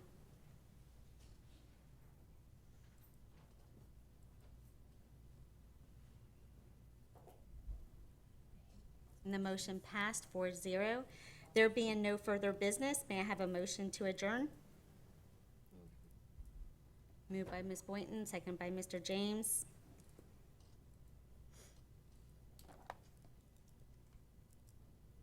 All those in favor signify by saying aye. Aye, and those that oppose, like sign.